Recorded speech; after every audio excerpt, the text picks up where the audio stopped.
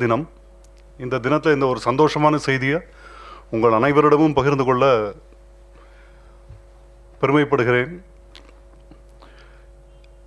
அன்பிற்கும் மதிப்பிற்கும் உரிய இனிய நண்பர் இசைக்கவி ரமணன் ஒரு நல்ல வாய்ப்பை கொடுத்துருந்தார். எனக்கும் என்னோடய ஃப்ரெண்டு பத்மபிரியா வெங்கடாத்ரி வந்திருக்காங்க.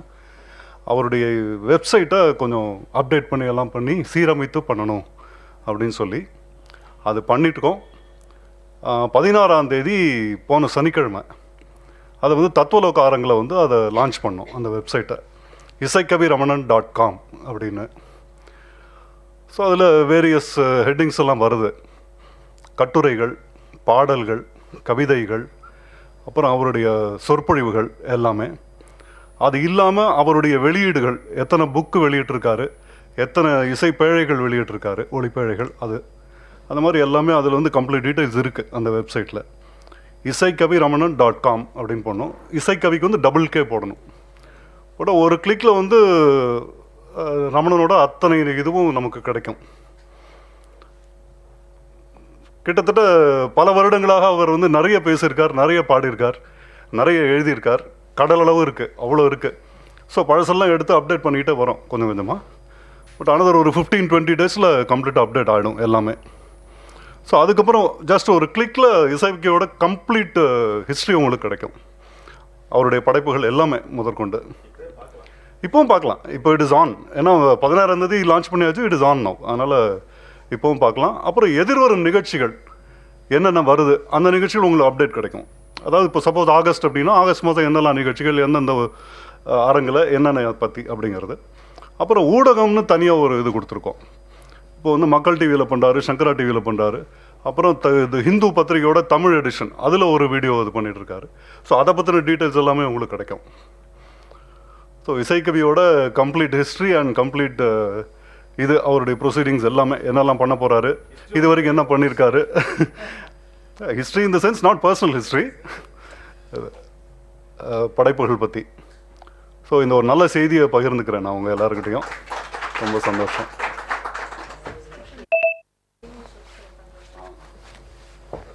அங்கே ஹோம் பேஜில் கடைசியில் சப்ஸ்கிரிப்ஷன் ஒன்று இருக்கும். அதில் உங்களோட இமெயில் ஐடி கொடுத்தா போதும். It is free of cost, ஒன்றும் காஸ்ட்லாம் ஒன்றும் கிடையாது. You will get regular updates. So particularly Gmail வச்சுருக்கவங்களுக்கு என்ன ஆகுன்னா, நாங்கள் ஃபஸ்ட்டு உங்கள் மெயில் நீங்கள் சப்ஸ்கிரைப் பண்ண பிறகு நாங்கள் ரிப்ளை பண்ணுவோம், கன்ஃபர்மேஷன் மெயில் அனுப்புவோம். அது சம்டைம்ஸ் ஸ்பேமில் போகிறதுக்கு வாய்ப்பு இருக்குது. ஸோ ஸ்பேமும் செக் பண்ணிக்கோங்க. ஒன்ஸ் நீங்கள் ஸ்பேம்லேருந்து ரிமூவ் பண்ணி மெயிலுக்கு கொண்டு விட்டிங்கன்னா அப்புறம் ரெகுலராக உங்களுக்கு அப்டேட்ஸ் வந்துடும், ஒன்றும் பிரச்சனை இருக்காது. ஸோ அது சப்ஸ்கிரைப் பண்ணுங்கள் அவசியம். ஸ்ப்ரெட் பண்ணுங்கள் நிறையா. அப்புறம் in about couple of days Facebook page open பண்ணிவிடுவோம் ரமணன் தனியாக. ஸோ அதுலேயும் உங்களுக்கு ரெகுலர் அப்டேட்ஸ் கிடைக்கும். அவருடைய கம்ப்ளீட் ரைட்டிங்ஸ் எல்லாமே வரும், வீடியோ அப்லோட் எல்லாமே அதுலேயும் வரும். So website as well as Facebook page ரெண்டும் will be very active. So அதனால் உங்களுடைய ஒத்துழைப்பு எல்லாம் அவசியம் தேவை.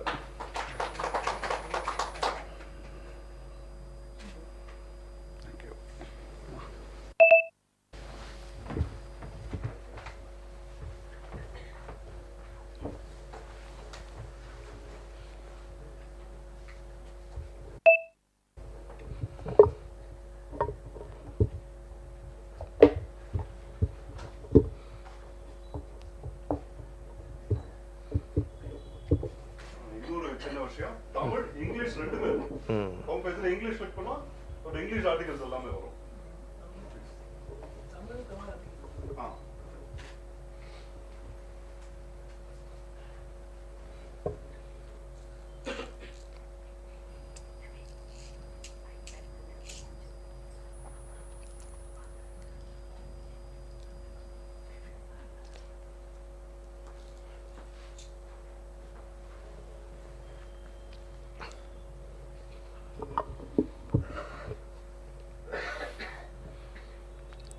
இரவும் பகலும் இறைவனின் நாமம் இதயத்தில் ஒலிக்கையிலே, இரவும் பகலும் இறைவனின் நாமம் இதயத்தில் ஒலிக்கையிலே, இங்கு உறவும் பிரிவும் புயலும் கனலும் ஒன்றும் செய்வதில்லை, நம்மை ஒன்றும் செய்வதில்லை. இரவும் பகலும் இறைவனின் நாமம் இதயத்தில் ஒலிக்கையிலே போனது வராத வாழ்க்கை இந்த பூமியில் யாவையும் செயற்கை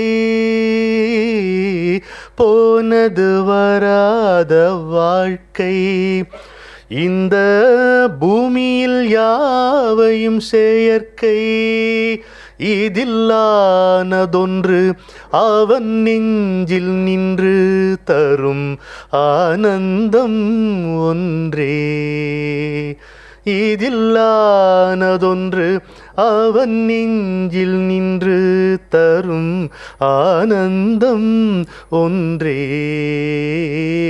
அதன் ஆரம்பம் இன்றே இரவும் பகலும் இறைவனின் நாமம் இதயத்தில் ஒலிக்கையிலே ஆசை வினையின் தொடக்கம் விதி ஆட்சியில் யாவையும் அடக்கம் ஆசை வினையின் தொடக்கம் விதி ஆட்சியில் யாவையும் அடக்கம் இந்த ஓசையிலே கொஞ்சம் ஒடுங்கி நின்றால் அங்கே உள்ளே இசைப்பான் ஒருவன் இந்த ஓசையிலே கொஞ்சம் ஒடுங்கி நின்றால் அங்கே உள்ளே இசைப்பான் ஒருவன் அந்த உண்மை நண்பன் இறைவன் இரவும் பகலும் இறைவனின் நாமம் இதயத்தில் ஒலிக்கையிலே குருவின் திருவடி வேண்டும் அது இருந்தால் வேறென்ன வேண்டும் குருவின் திருவடி வேண்டும் அது இருந்தால் வேறென்ன வேண்டும் அவன் உருவினிலே வந்த அருவமடா நம் உயிரின் தந்தையடா அவன் உருவினிலே வந்த அருவமடா நம் உயிரின் தந்தையடா இந்த உலகத்தின் விந்தையடா இரவும் பகலும் இறைவனின் நாமம் இதயத்தில் ஒலிக்கையிலே இங்கு உறவும் பிரிவும் புயலும் கனலும் ஒன்றும் செய்வதில்லை நம்மை ஒன்றும் செய்வதில்லை.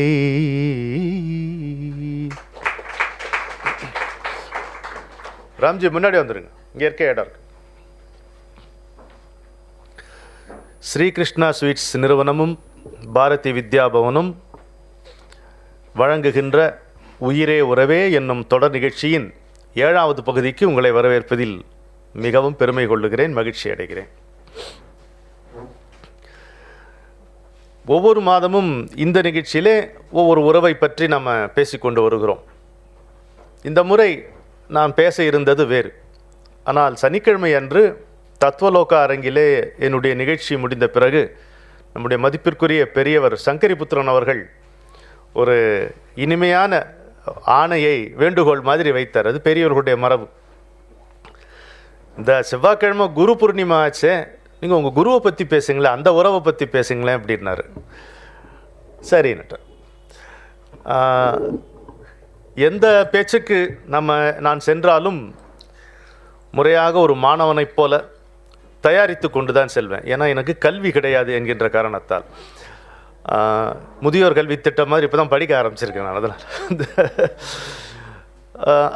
ஆனால் இந்த குரு என்று வரும்பொழுது எந்த தயாரிப்பும் போதவில்லை என்பதும் எந்த தயாரிப்பாலும் எந்த பயனும் இல்லை என்பதும் சேர்ந்து என்னை அப்படியே அழுத்தி வைத்து விட்டது. நானே சொல்லுவேன், அவர் கூட பழகும் பொழுது நான் ரொம்ப இயல்பாக அவர்கிட்ட பேசுவேன், அவரும் அப்படி தான் என்னை நடத்துவார். இப்போ எல்லாரும் கேட்டேன், என்னடா எப்படா நீ அவர்கிட்ட போய் இவ்வளோ ஃப்ரீயாக பேசுகிற, ஒரு எவ்வளோ பேர் நாங்களாம் எவ்வளோ தயங்கி நிற்கிறோம். நான் அதுக்கு ஒரே பதில் தான் சொன்னேன், நீ என்ன முயற்சி செய்தாலும் you are going to look chilli before him. So what ever you say, அதுக்கு சாதாரணமாக இருந்துருவோமே, இயல்பாகவே இருந்துருவோமே. அதை ஒரு மூடி மறைப்பான் நம்முடைய முட்டாள்தனத்தை, அது எப்படியும் வெளிப்பட்டுரும் அப்படின்னு அப்படி இருந்தோம். இப்போ நான் என்ன உங்களோடு பகிர்ந்து கொள்ளலாம் என்று வருகிறேன் என்றால், என்னுடைய தேடல் அது எப்படி என்னுடைய குருவின் திருவடியில் முடிந்தது. இதை விட நான் எதுவும் ஒரு பெரிய செய்தியை இந்த அருமையான குரு பூர்ணிமா தினத்தில் உங்களோடு பகிர்ந்து கொள்ள முடியும்னு நினைக்கல நான். நீங்கள் என்ன நினைக்கிறீங்க சரஸ்வரா? நெஞ்சை நிமிர்த்தினான், நேரே செலுத்தினான், பஞ்சை எனக்கு பரங்காட்டி புன்னகைத்தான், தஞ்சம் கொடுத்தான், தழுவினான், தாங்கினான், கொஞ்சம் தமிழ்க்கே குரு. இந்த வெண்பா நல்லா இருக்கா? கொஞ்சம் தமிழ்க்கே குரு. என் மனத்தில் பொன்னிலவா என்றும் இருப்பான். இன்னைக்கு பூர்ணிமா. என் மனத்தில் பொன்னிலவா என்றும் இருப்பான், என் குறைகள் எதுவெனினும் இன்றும் பொறுப்பான். என் குறைகள் எதுவெனினும் இன்றும் பொறுப்பான். தன் மனத்தில் என்னை அவன் தக்க வைத்த பின், தஞ்சம் தந்து கை உயர்த்தி தாங்கிவிட்ட பின், முன்வினையா பின்வினையா ஒன்றுமில்லையே, முன்வினையா பின்வினையா ஒன்றுமில்லையே, முடிந்த பின்னும் தொடருவது ஓர் இன்பத் தொல்லையே, முடிந்த பின்னும் தொடருவது ஓர் இன்பத் தொல்லையே, என் பொருட்டிறங்கி வந்த தெய்வமே, ஏழைக்கென்று இறங்கி வந்த இனிய மனிதனே, உன் பதத்தில் என்றன் உயிர் பொருந்தி வாழ்கிறேன், உள்ளும் புறமும் உன் அருளில் நீந்தி மகிழ்கிறேன். கண்வியக்க கண்வியக்க கண்களின் முன்னே ககனம் போல இடையில்லாமல் நீ வளர்கிறாய். The more you grow the merrier I grow அப்படிம்பார். கண்வியக்க கண்வியக்க கண்களின் முன்னே ககனம் போல இடையில்லாமல் நீ வளர்கிறாய். மண் சிலிர்க்கும் மந்திர சொல் மழையை பொழிகிறாய், மனமெல்லாம் புன்னகையால் குழைத்து விடுகிறாய். என் சிலிர்க்கும் பூஜ்ஜியமாய் எங்கும் இருக்கிறாய், என் சிலிர்க்கும் பூஜ்ஜியமாய் எங்கும் இருக்கிறாய். ஏழை இவன் வாழ்வதற்கே எதிரில் நிற்கிறாய், விண்வியக்க வீதியிலே விரைந்து செல்கிறாய். வீணன் இவன் கானத்திலும் கரைந்து கொள்கிறாய். எண்ணமெல்லாம் வண்ணமாக்கும் இதய தேவனே, என்றென்றும் என்ற நிலம் உன்றன் பாதமே. பூமியின் கீழ் தவ உடலாய் புதைந்திருக்கிறாய், பொன்னிமய குகை ஒன்றில் பொருந்தி வாழ்கிறாய். ஓமெனவே அண்டமெங்கும் ஒலித்து நிற்கிறாய், உள்ளத்தே துளி முனையாய் உயிர் ஒளி சுடர்கிறாய், உள்ளத்தே துளி முனையாய் ஒளி சுடர்கிறாய். தீமை நீங்கி தேசம் பழைய தேசு காணவே, திரும்ப திரும்ப விரும்பி விரும்பி தேகம் புனைகிறாய். தீமை நீங்கி தேசம் பழைய தேசு காணவே, திரும்ப திரும்ப விரும்பி விரும்பி தேகம் புனைகிறாய். சாமியாக தோழனாக காட்சி தருகிறாய், சபையில் என்னை ஏற்றி கைதட்டி மகிழ்கிறாய். சாமியாக தோழனாக காட்சி தருகிறாய், சபையில் என்னை ஏற்றி கை தட்டி மகிழ்கிறாய். நேம நியமம் ஏதுமின்றி நீண்டு கிடக்கிறேன், நீ நினைத்த போது நினைத்தபடி யாவும் கடக்கிறேன். நேம நியமம் ஏதுமின்றி நீண்டு கிடக்கிறேன், நீ நினைத்த போது நினைத்தபடி யாவும் கடக்கிறேன். குகையை நீங்கி ஊர் நுழைந்த குருவே வாழ்க, குணக்கடலாய் உலவி வந்த திருவே வாழ்க. பகையில்லாமல் அருள் பொழியும் அருளே வாழ்க, பந்தமின்றி சொந்தமான பண்பே வாழ்க. நகையில் உயிரின் நரம்பசைக்கும் நாதா வாழ்க, நாடெல்லாம் நடந்தளந்த பாதா வாழ்க. புகையில்லாமல் பூத்து நிற்கும் கனலே வாழ்க, புன்மையினை துடைத்து நீக்கும் புனலே வாழ்க. தகமையெல்லாம் வந்து கெஞ்சும் தாயே வாழ்க, என் தலையில் பாதம் வைத்து நிற்கும் தலைவா வாழ்க என்று குருவுக்கு ஒரு வணக்கம் செலுத்துகிறோம்.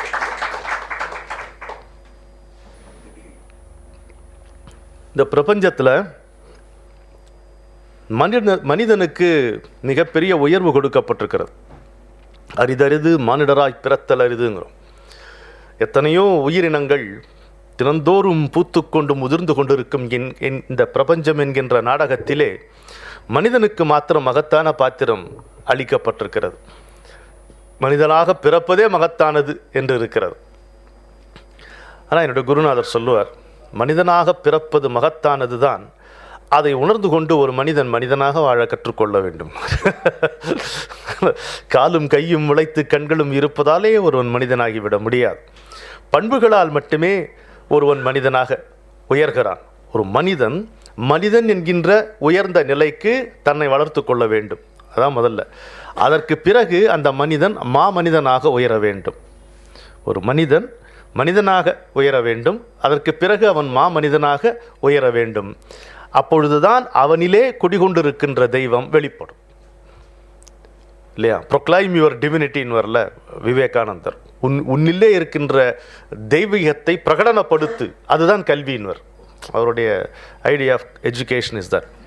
அப்படி நம்ம இருக்க வேண்டும். ஒரு விதையை தலைகீழாய் புதைத்தால் கூட அது தலை நிமிர்ந்து தான் முளைக்கிறது. ஆனால் முளைக்கின்ற எந்த விதையும் வினாக்குறியோடு தான் முளைக்கிறது இல்லையா? வினாக்குறியோடு தான் விதையும் முளைக்கிறது. ஒரு கேள்விக்குறி மாதிரி தான் அதனுடைய வெளியில் வருகிறது. இந்த பூமியிலே எத்தனையோ காலம் அது தவமும் இருக்கிறது. வெட்டவெளி பொட்டல் மாதிரி இருக்கக்கூடிய இந்த பூமியிலே அப்படியே மழை பெய்து மறுநாள் பார்த்தீங்கன்னா எங்கிருந்து கிளம்புகின்றனவோ தெரியவில்லை. அப்படி டக்கு டக்கு டக்கு டக்குன்னு பச்சை பெசையில் என்ற எத்தனையோ தளிர்களை பார்க்கலாம். அப்போ உயிரே இங்கே இல்லை என்று நினைத்து கொண்டிருக்கிறோம். உயிர் உறங்கி கொண்டுதான் இருக்கிறது. அந்த ஒரு உயிர்த்துளி, இந்த உயிர்த்துளியில் பட்டவுடன் உயிர் அங்கே மலர்கிறது. விழுந்த உயிரை காணோம், எழுந்த உயிரைத்தான் நம்மால் பார்க்க முடிகிறது இல்லையா? அது காணாமல் போகிறது, ஆனால் தொடர்கிறது. இங்கிருந்து வந்து போய் இப்படியே தான் இருக்கிறது. அழகாக வினாக்குறியோடு தான் விதையும் முளைக்கிறது என்று பார்க்கும் பொழுது மனிதனுடைய வாழ்க்கை முழுவதுமே தேடல் என்று ஒன்று இருக்கிறது. தேடல், சர்ச். எதற்காக தெரியல, ஆனால் ஒரு தேடுதல் என்பது எல்லா மனிதனுக்கும் இருக்கிறது. அதனால்தான் ஒரு சராசரி மனிதனால் சும்மா இருக்க முடிவதில்லை. சோம்பலாக இருப்பது வேறு, சும்மா இருப்பது வேறு. எல்லாராலும் சோம்பலாக இருக்க முடிகிறது, யாராலும் சும்மா இருக்க முடியவில்லை இல்லையா? அது மிகப்பெரிய வேறுபாடு. ஒரு குட் மேனுக்கும் கிரேட் மேனுக்கும் இருக்கக்கூடிய இடைவெளி மாதிரி. அப்போது இன்றைக்கு அதான் குருநாதரே சொல்ல, இன்றைக்கு you mistake a good man for a great man. அது மாதிரி ஐயோ அவர் ஒரு 10 பொய் சொல்லுவார் தவிர மற்றபடி பெரிய ஆளுங்கன்ற அந்த மாதிரி ஆயிடுச்சு. இப்போ குட் மேன் கிரேட் மேன்கிற யூனிவர்சஸ் அப்பார்ட், அது தெரியாது நமக்கு. இப்போ அந்த இது விட்டு போச்சு. எல்லோரும் உயர்ந்தவர்ன்ற மாதிரி ஒரு நிலைமை ஆயிடுச்சு. அப்போ இந்த தேடல் எதற்குன்னு தெரியல. பச்சை குழந்தைக்கு பாலே கடவுள், தாயினுடைய மார்பே கோவில், அப்படிதான் இருக்கு. வேற எதுவும் அதுக்கு தெரியாது. ஆனால் அதை தேடுகிறது. யார் சொன்னார்கள் இதை தேடணுன்ட்டு? அது தேடுகிறது. ஒரு தளிர் வந்தோன்னு கால் ஊன்றிக்கொள்ள இப்படியோ வேர் விட்டு அது கால் ஊன்றிக்கொள்ள அது முயற்சி செய்கிறது. எந்த உயிருமே மலர்ந்த உடனே இந்த பிரபஞ்சம் என்னும் காட்சியை அண்ணாந்து பார்க்கிறது, வியந்து பார்க்கிறது. ஒரு குழந்தைக்கு இருக்கக்கூடிய சென்ஸ் ஆஃப் ஒண்டர் எந்த உயிருக்கும் இருக்கு, எந்த ஜீவனுக்கும் இருக்கு. அப்படி பார்க்கிறது. பார்க்க பார்க்க அந்த காட்சிகளின் பதிவை சுமக்க தான் யார் என்பது மறந்து போகிறது.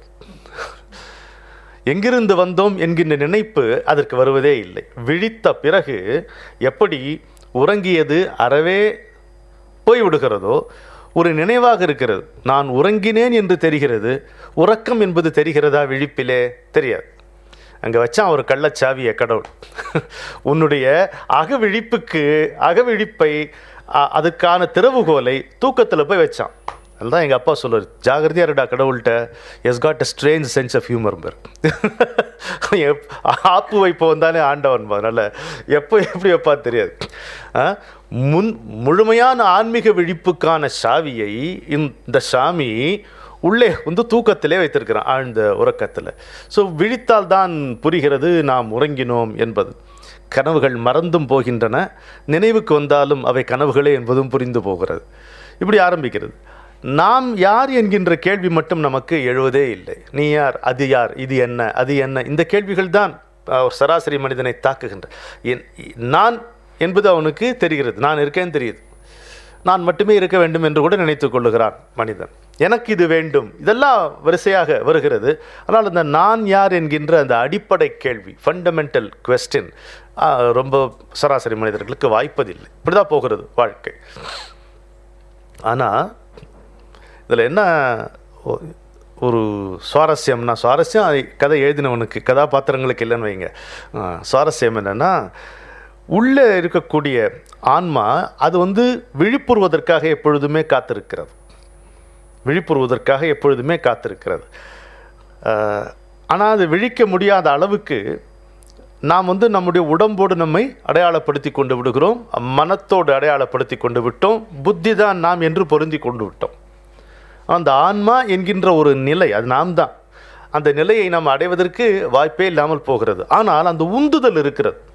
அந்த உந்துதல் இவனை தள்ளுகிறது, மனிதனை தள்ளுகிறது. எதிலே தள்ளுகிறது? எதையாவது தேடச் சொல்லுகிறது. இதையும் அதையும் தேடுகின்ற அந்த முயற்சி, எந்த விஞ்ஞான வளர்ச்சியும் வருவதற்கு முன்னால் எங்கிருந்தோ கடல் கடந்து எல்லாம் வந்தாங்க இல்லையா, வியாபாரத்திற்காக, கொள்ளை அடிப்பதற்காக. இல்லை ஒரு அட்வென்ச்சர் ஸ்பிரிட், இந்த கடலை தாண்டி என்ன இருக்கும், என்ன நாடு இருக்கும், என்ன தீவு இருக்குலாம் வந்தாங்க. எங்கேருந்து வருகிறது? அந்த உந்துதல் தான், தன்னை அறிய வேண்டும் என்கின்ற உந்துதல் தான் ஒருவனை இப்படி அலைக்கழிக்கிறது. இது எவ்வளோ சுவாரஸ்யமாக இருக்குது பாருங்கள். இப்போ நான் அந்த கடல் கொள்ளையனுக்கும் கடவுளை தேடுகின்ற ஆன்மீக நிலைக்கு ஏதாவது சம்பந்தம் இருக்கா? நம்மளை தொடர்பு படுத்தி பார்க்க முடியவில்லை. ஆனால் உண்மையில் அடிப்படையில் அவனை தேடச் செய்வது அதுதான்.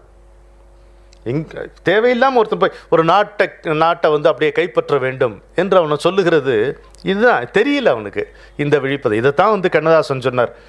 திருடனும் அரகரா சிவசிவா என்றுதான் திருநீர் பூசுகின்றான், சீட்டாடுவோனும் சீட்டை புரட்டுகையில் சிவனையே நாடுகின்றான், முரடனும் அறிவாளில் காரியம் பார்த்த பின் முதல்வனை கூவுகின்றான், முச்சந்தி மங்கையும் முக்காடு கலகையில் முதல்வனை முருகனை நாடுகின்றாள், வருடுவார் கைக்கெல்லாம் வளைகின்ற தெய்வம் என் வாழ்க்கையை காக்கவில்லையே, மலர் கொண்ட கூந்தலை தென்றல் தாளாட்டிடும் மதுரை மீனாட்சி உமையே என்பர்.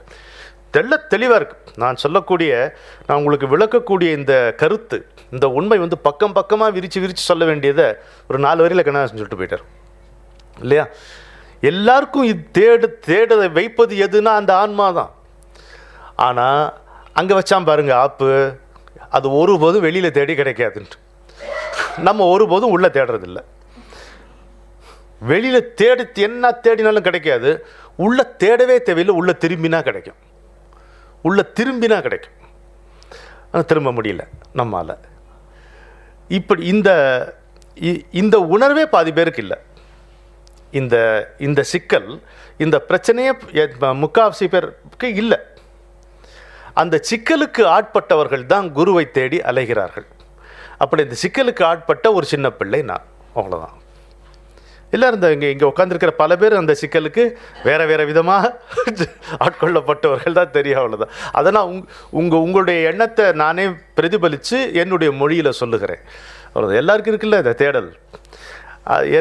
முன்பு ஒரு முறை கூட சொன்னேன், இந்த தேடல் என்பது எப்படி இருக்குன்னா, அதில் எதை தேடுறோன்னு தெரியாதுல்ல, எதுக்கு தேடுறோன்னு புரியாதுல்ல, அப்போ வெட்டி அலைச்சலாக தான் இருக்கும்.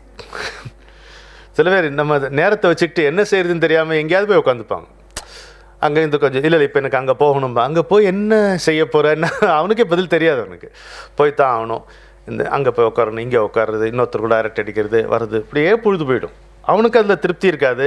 நமக்கு திருப்தி இல்லைன்னு வைங்களேன், நமக்கு ஒரு வேலையில் இன்பம் இல்லைன்னா பக்கத்தில் இருக்கிறவனுக்கு கட்டாயமாக இன்பமோ அமைதியோ கிடைக்காம பார்த்துக்குவோம், ஜாகிரதை. நம்ம அது கரெக்டாக வில் என்ஷூர் தட் வராது நமக்கு. ஸோ அப்போது வெறும் அலைச்சல் ஆயாசம்தான் இருக்கும், அயர்வு தான் இருக்கும், ஆனந்தம் ஒருபோதும் வராது. தினந்தோறும் பார்ட்டி வைக்கிறவங்க நிம்மதியாக என்னைக்காவது தூங்குறானுங்களா? ஒன்றும் கிடையாது. அக்காலத்தில் தூங்கி அக்காலத்தில் எழுந்து ஏதோ இருக்கும். இப்போ பேசும்போது பார்த்தீங்கன்னா ஒருத்தர் வந்து 2 பால்ய சிநேகிதர்கள் வந்து ஒரு பந்தையிலிருந்து பிரிந்த ஆடுகள் சந்தித்த போது மாதிரி தான் இருக்கும். அது அதோடு போச்சு. அந்த மொட்டை மாடியில் அந்த மதுவும் சாப்பாடு முடிஞ்ச போனால் அது போயிடும். அந்த மாதிரி வெட்டி அலைச்சல், பெரும்பாலான வெட்டி அலைச்சல். அதுக்கப்புறம் மொள்ள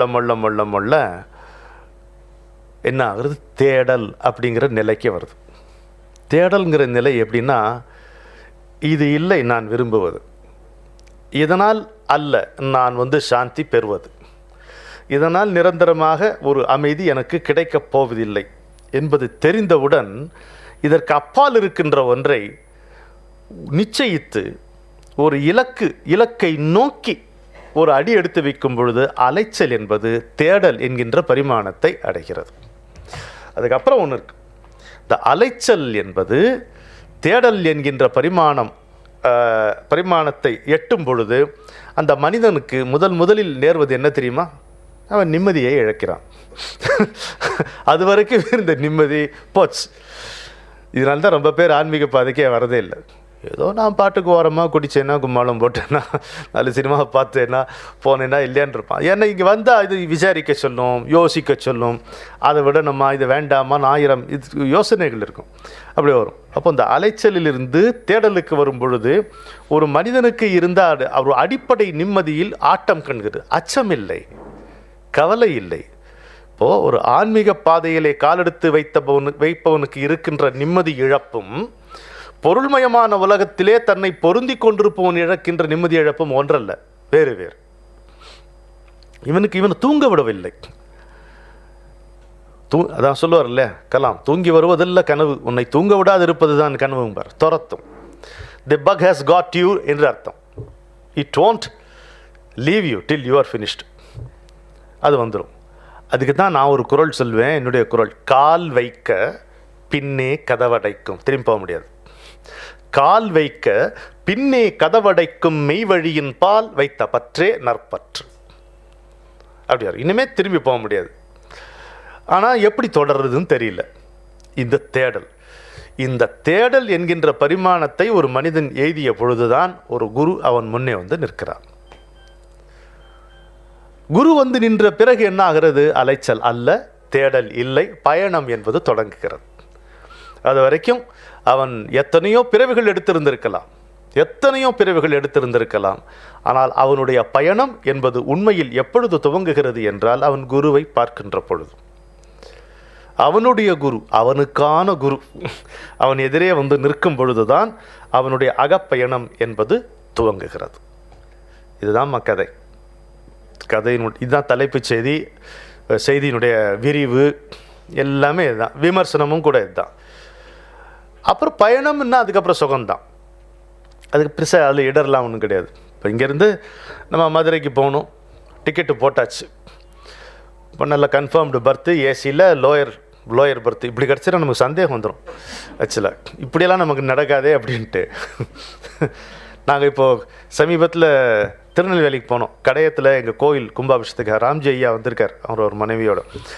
அங்கே போகும்போது எப்படி எங்களுக்கு டிக்கெட் கிடச்சிதுன்னா, நாங்கள் அந்த பயணம் மேற்கொள்ளும் போதே இந்த பயணம் ரொம்ப இனிமையாக அமையும், இந்த யாத்திரை சுகமாக அமையும்னு தீர்மானமாக தெரியும். ஏன்னா ஒரு கோச்சில் இந்த கோடியில் இருக்கிற சைடு அப்பர் பர்த்து என் மனைவிக்கும், அந்த கோடியில் இருக்கிற சைடு அப்பர் பர்த்து எனக்கும் கிடச்சிது. நான் இந்த டோர் கீப்பராக இருந்தேன், அவன் அந்த டோர் கீப்பராக இருந்தேன். இப்போ சரியா எங்களுக்கு திருப்தியாக இருந்துச்சு. இப்போனா நம்ம கரெக்டாக இருக்கும், இந்த யாத்திரை சுகமாக இருக்கும் அப்படின்னு தெரியும். இது இல்லாமல் நீ வந்து செகண்ட் ஏசியை போட்டு அதை வந்து கன்ஃபார்ம்டு பர்த்தா, அதுவும் லோயர் பர்த்தா கிடச்சி, கூட வந்து கை குழந்தைகள், ரொம்ப வயசானவங்க யாரும் வேறு வராமல் விடிய பேசுகிறவங்க, இங்கே யாருமே தூங்க விடலை. இவங்க பார்த்துக்கிட்டாங்க, நல்லா சேஃப்டி செக்யூரிட்டி பயமே இல்லை. என்னுடைய பேல ஒரு கும்பல், அதனால் கடைசி வரைக்கும் வந்து அவங்களும் தூங்காமல் நாங்கள் எங்களையும் தூங்க விடாமல் பார்த்துக்கிட்டாங்க. அதே மாதிரி மனைவி உட்காந்துருந்த அந்த பேலையும் அதே மாதிரி பார்த்துக்கிட்டாங்க.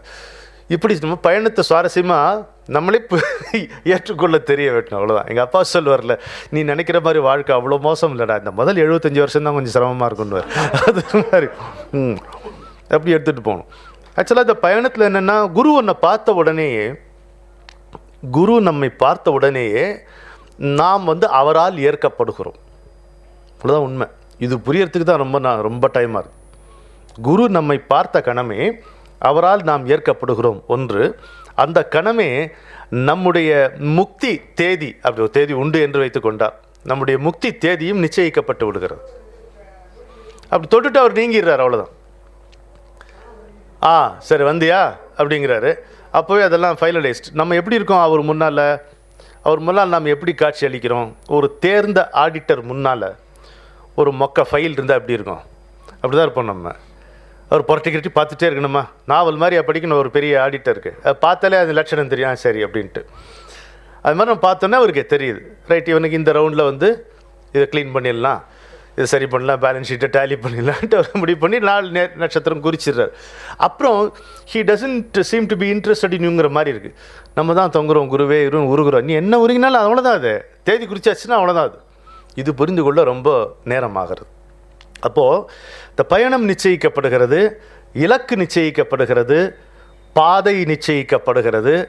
இந்த பாதையில், இந்த இலக்கை நோக்கிய பயணத்தில் உன்னுடைய இடம் எது என்பதும் நிச்சயிக்கப்படுகிறது. What is your role in the scheme of things என்பதும் ரொம்ப அழகாகவே இட் இட் இஸ் எஸ்டாப்ளிஷ், நிச்சயிக்கப்படுகிறது. அப்பொழுதும் மனிதனால் சுகமாக பயணிக்க முடிவதில்லை. அப்பொழுதும் மனிதனால் சுகமாக பயணம் செய்ய முடிவதில்லை. அதற்கு காரணம், எதை பற்றியும் அபிப்பிராயங்கள் இருந்தே தீர வேண்டும் என்கின்ற ஒரு கருத்து வலுவாக இருக்கு தலைவர். அபிப்பிராயங்கள் இல்லாமல் வாழ முடியாதா? கொஞ்சம் யோசிச்சு பாருங்க. அதை பற்றி ஒரு அபிப்பிராயம் சொல்லாதீங்க. குழந்தை அபிப்பிராயமே இருக்காது. நமக்கு அபிப்பிராயங்கள் உண்டு, அனுமானங்கள் உண்டு, தீர்மானங்களும் உண்டு. தீர்மானம் ஜட்ஜ்மெண்ட்ஸ், அந்த மாதிரி. குழந்தைக்கு இது எதுவுமே கிடையாது. அது சொல்கிறது தான் ரூல். அது ஒரு ரூல் சொல்கிறதே அது உடைக்கிறதுக்காக தான். அந்த மனசு நமக்கு இல்லை. அதனால் ஒரு குரு சொல்லக்கூடிய வார்த்தைகளை நம்மால் புரிந்து கொள்வதற்கே ரொம்ப நேரமாகிறது. ஒன்றை அவர் சொல்லும் பொழுது வேறொன்றை எதிர்பார்த்து கொண்டே நாம் இருப்பதால் அதில் இல்லாத பொருளை நாம் அதில் பொருத்த முனைகிறோம். இந்த மாதிரி பிரச்சனை. சுகமாக பயணிப்பது என்பது நமக்கு சிரமமாக இருக்கிறது.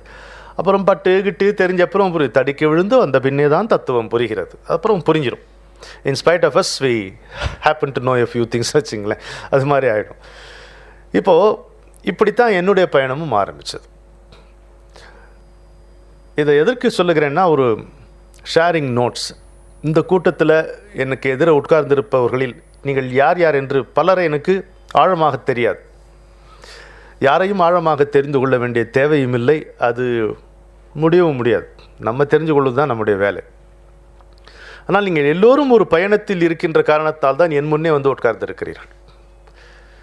இந்த ஈர்ப்புக்கு காரணம், இந்த குரு பூர்ணிமா அன்னைக்கு நம்ம இதெல்லாம் சந்திக்கணும், நல்ல விஷயங்கள் கேட்க வேண்டும் என்கின்ற ஈர்ப்பே நீங்கள் இந்த பயணத்தில் இருக்கிறீர்கள் என்பதனால்தான்.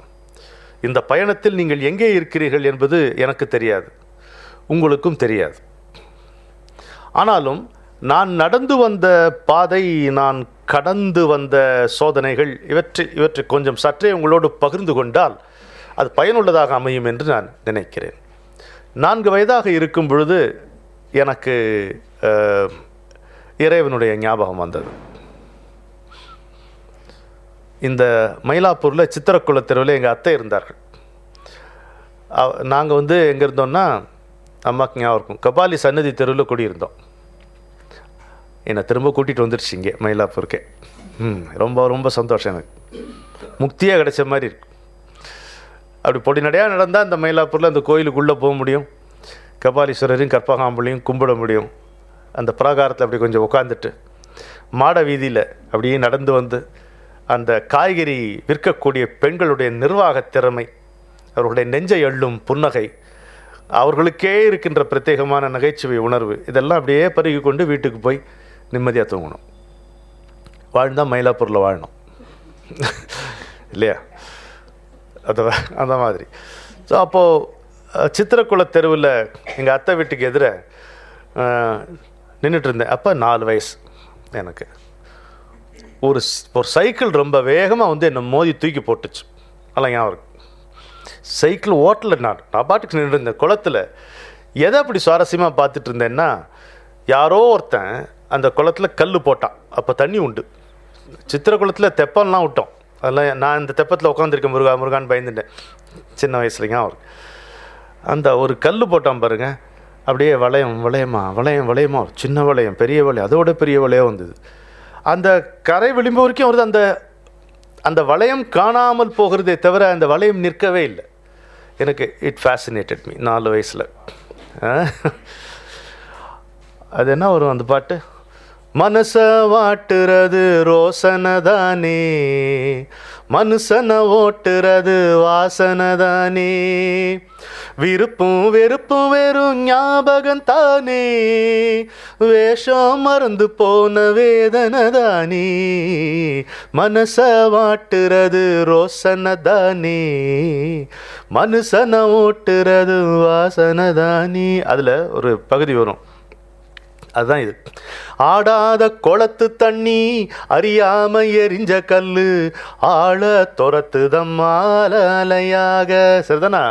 ஆடாத குளத்து தண்ணி அறியாம எரிஞ்ச கல்லு ஆழ துரத்துதம்மாலையாக.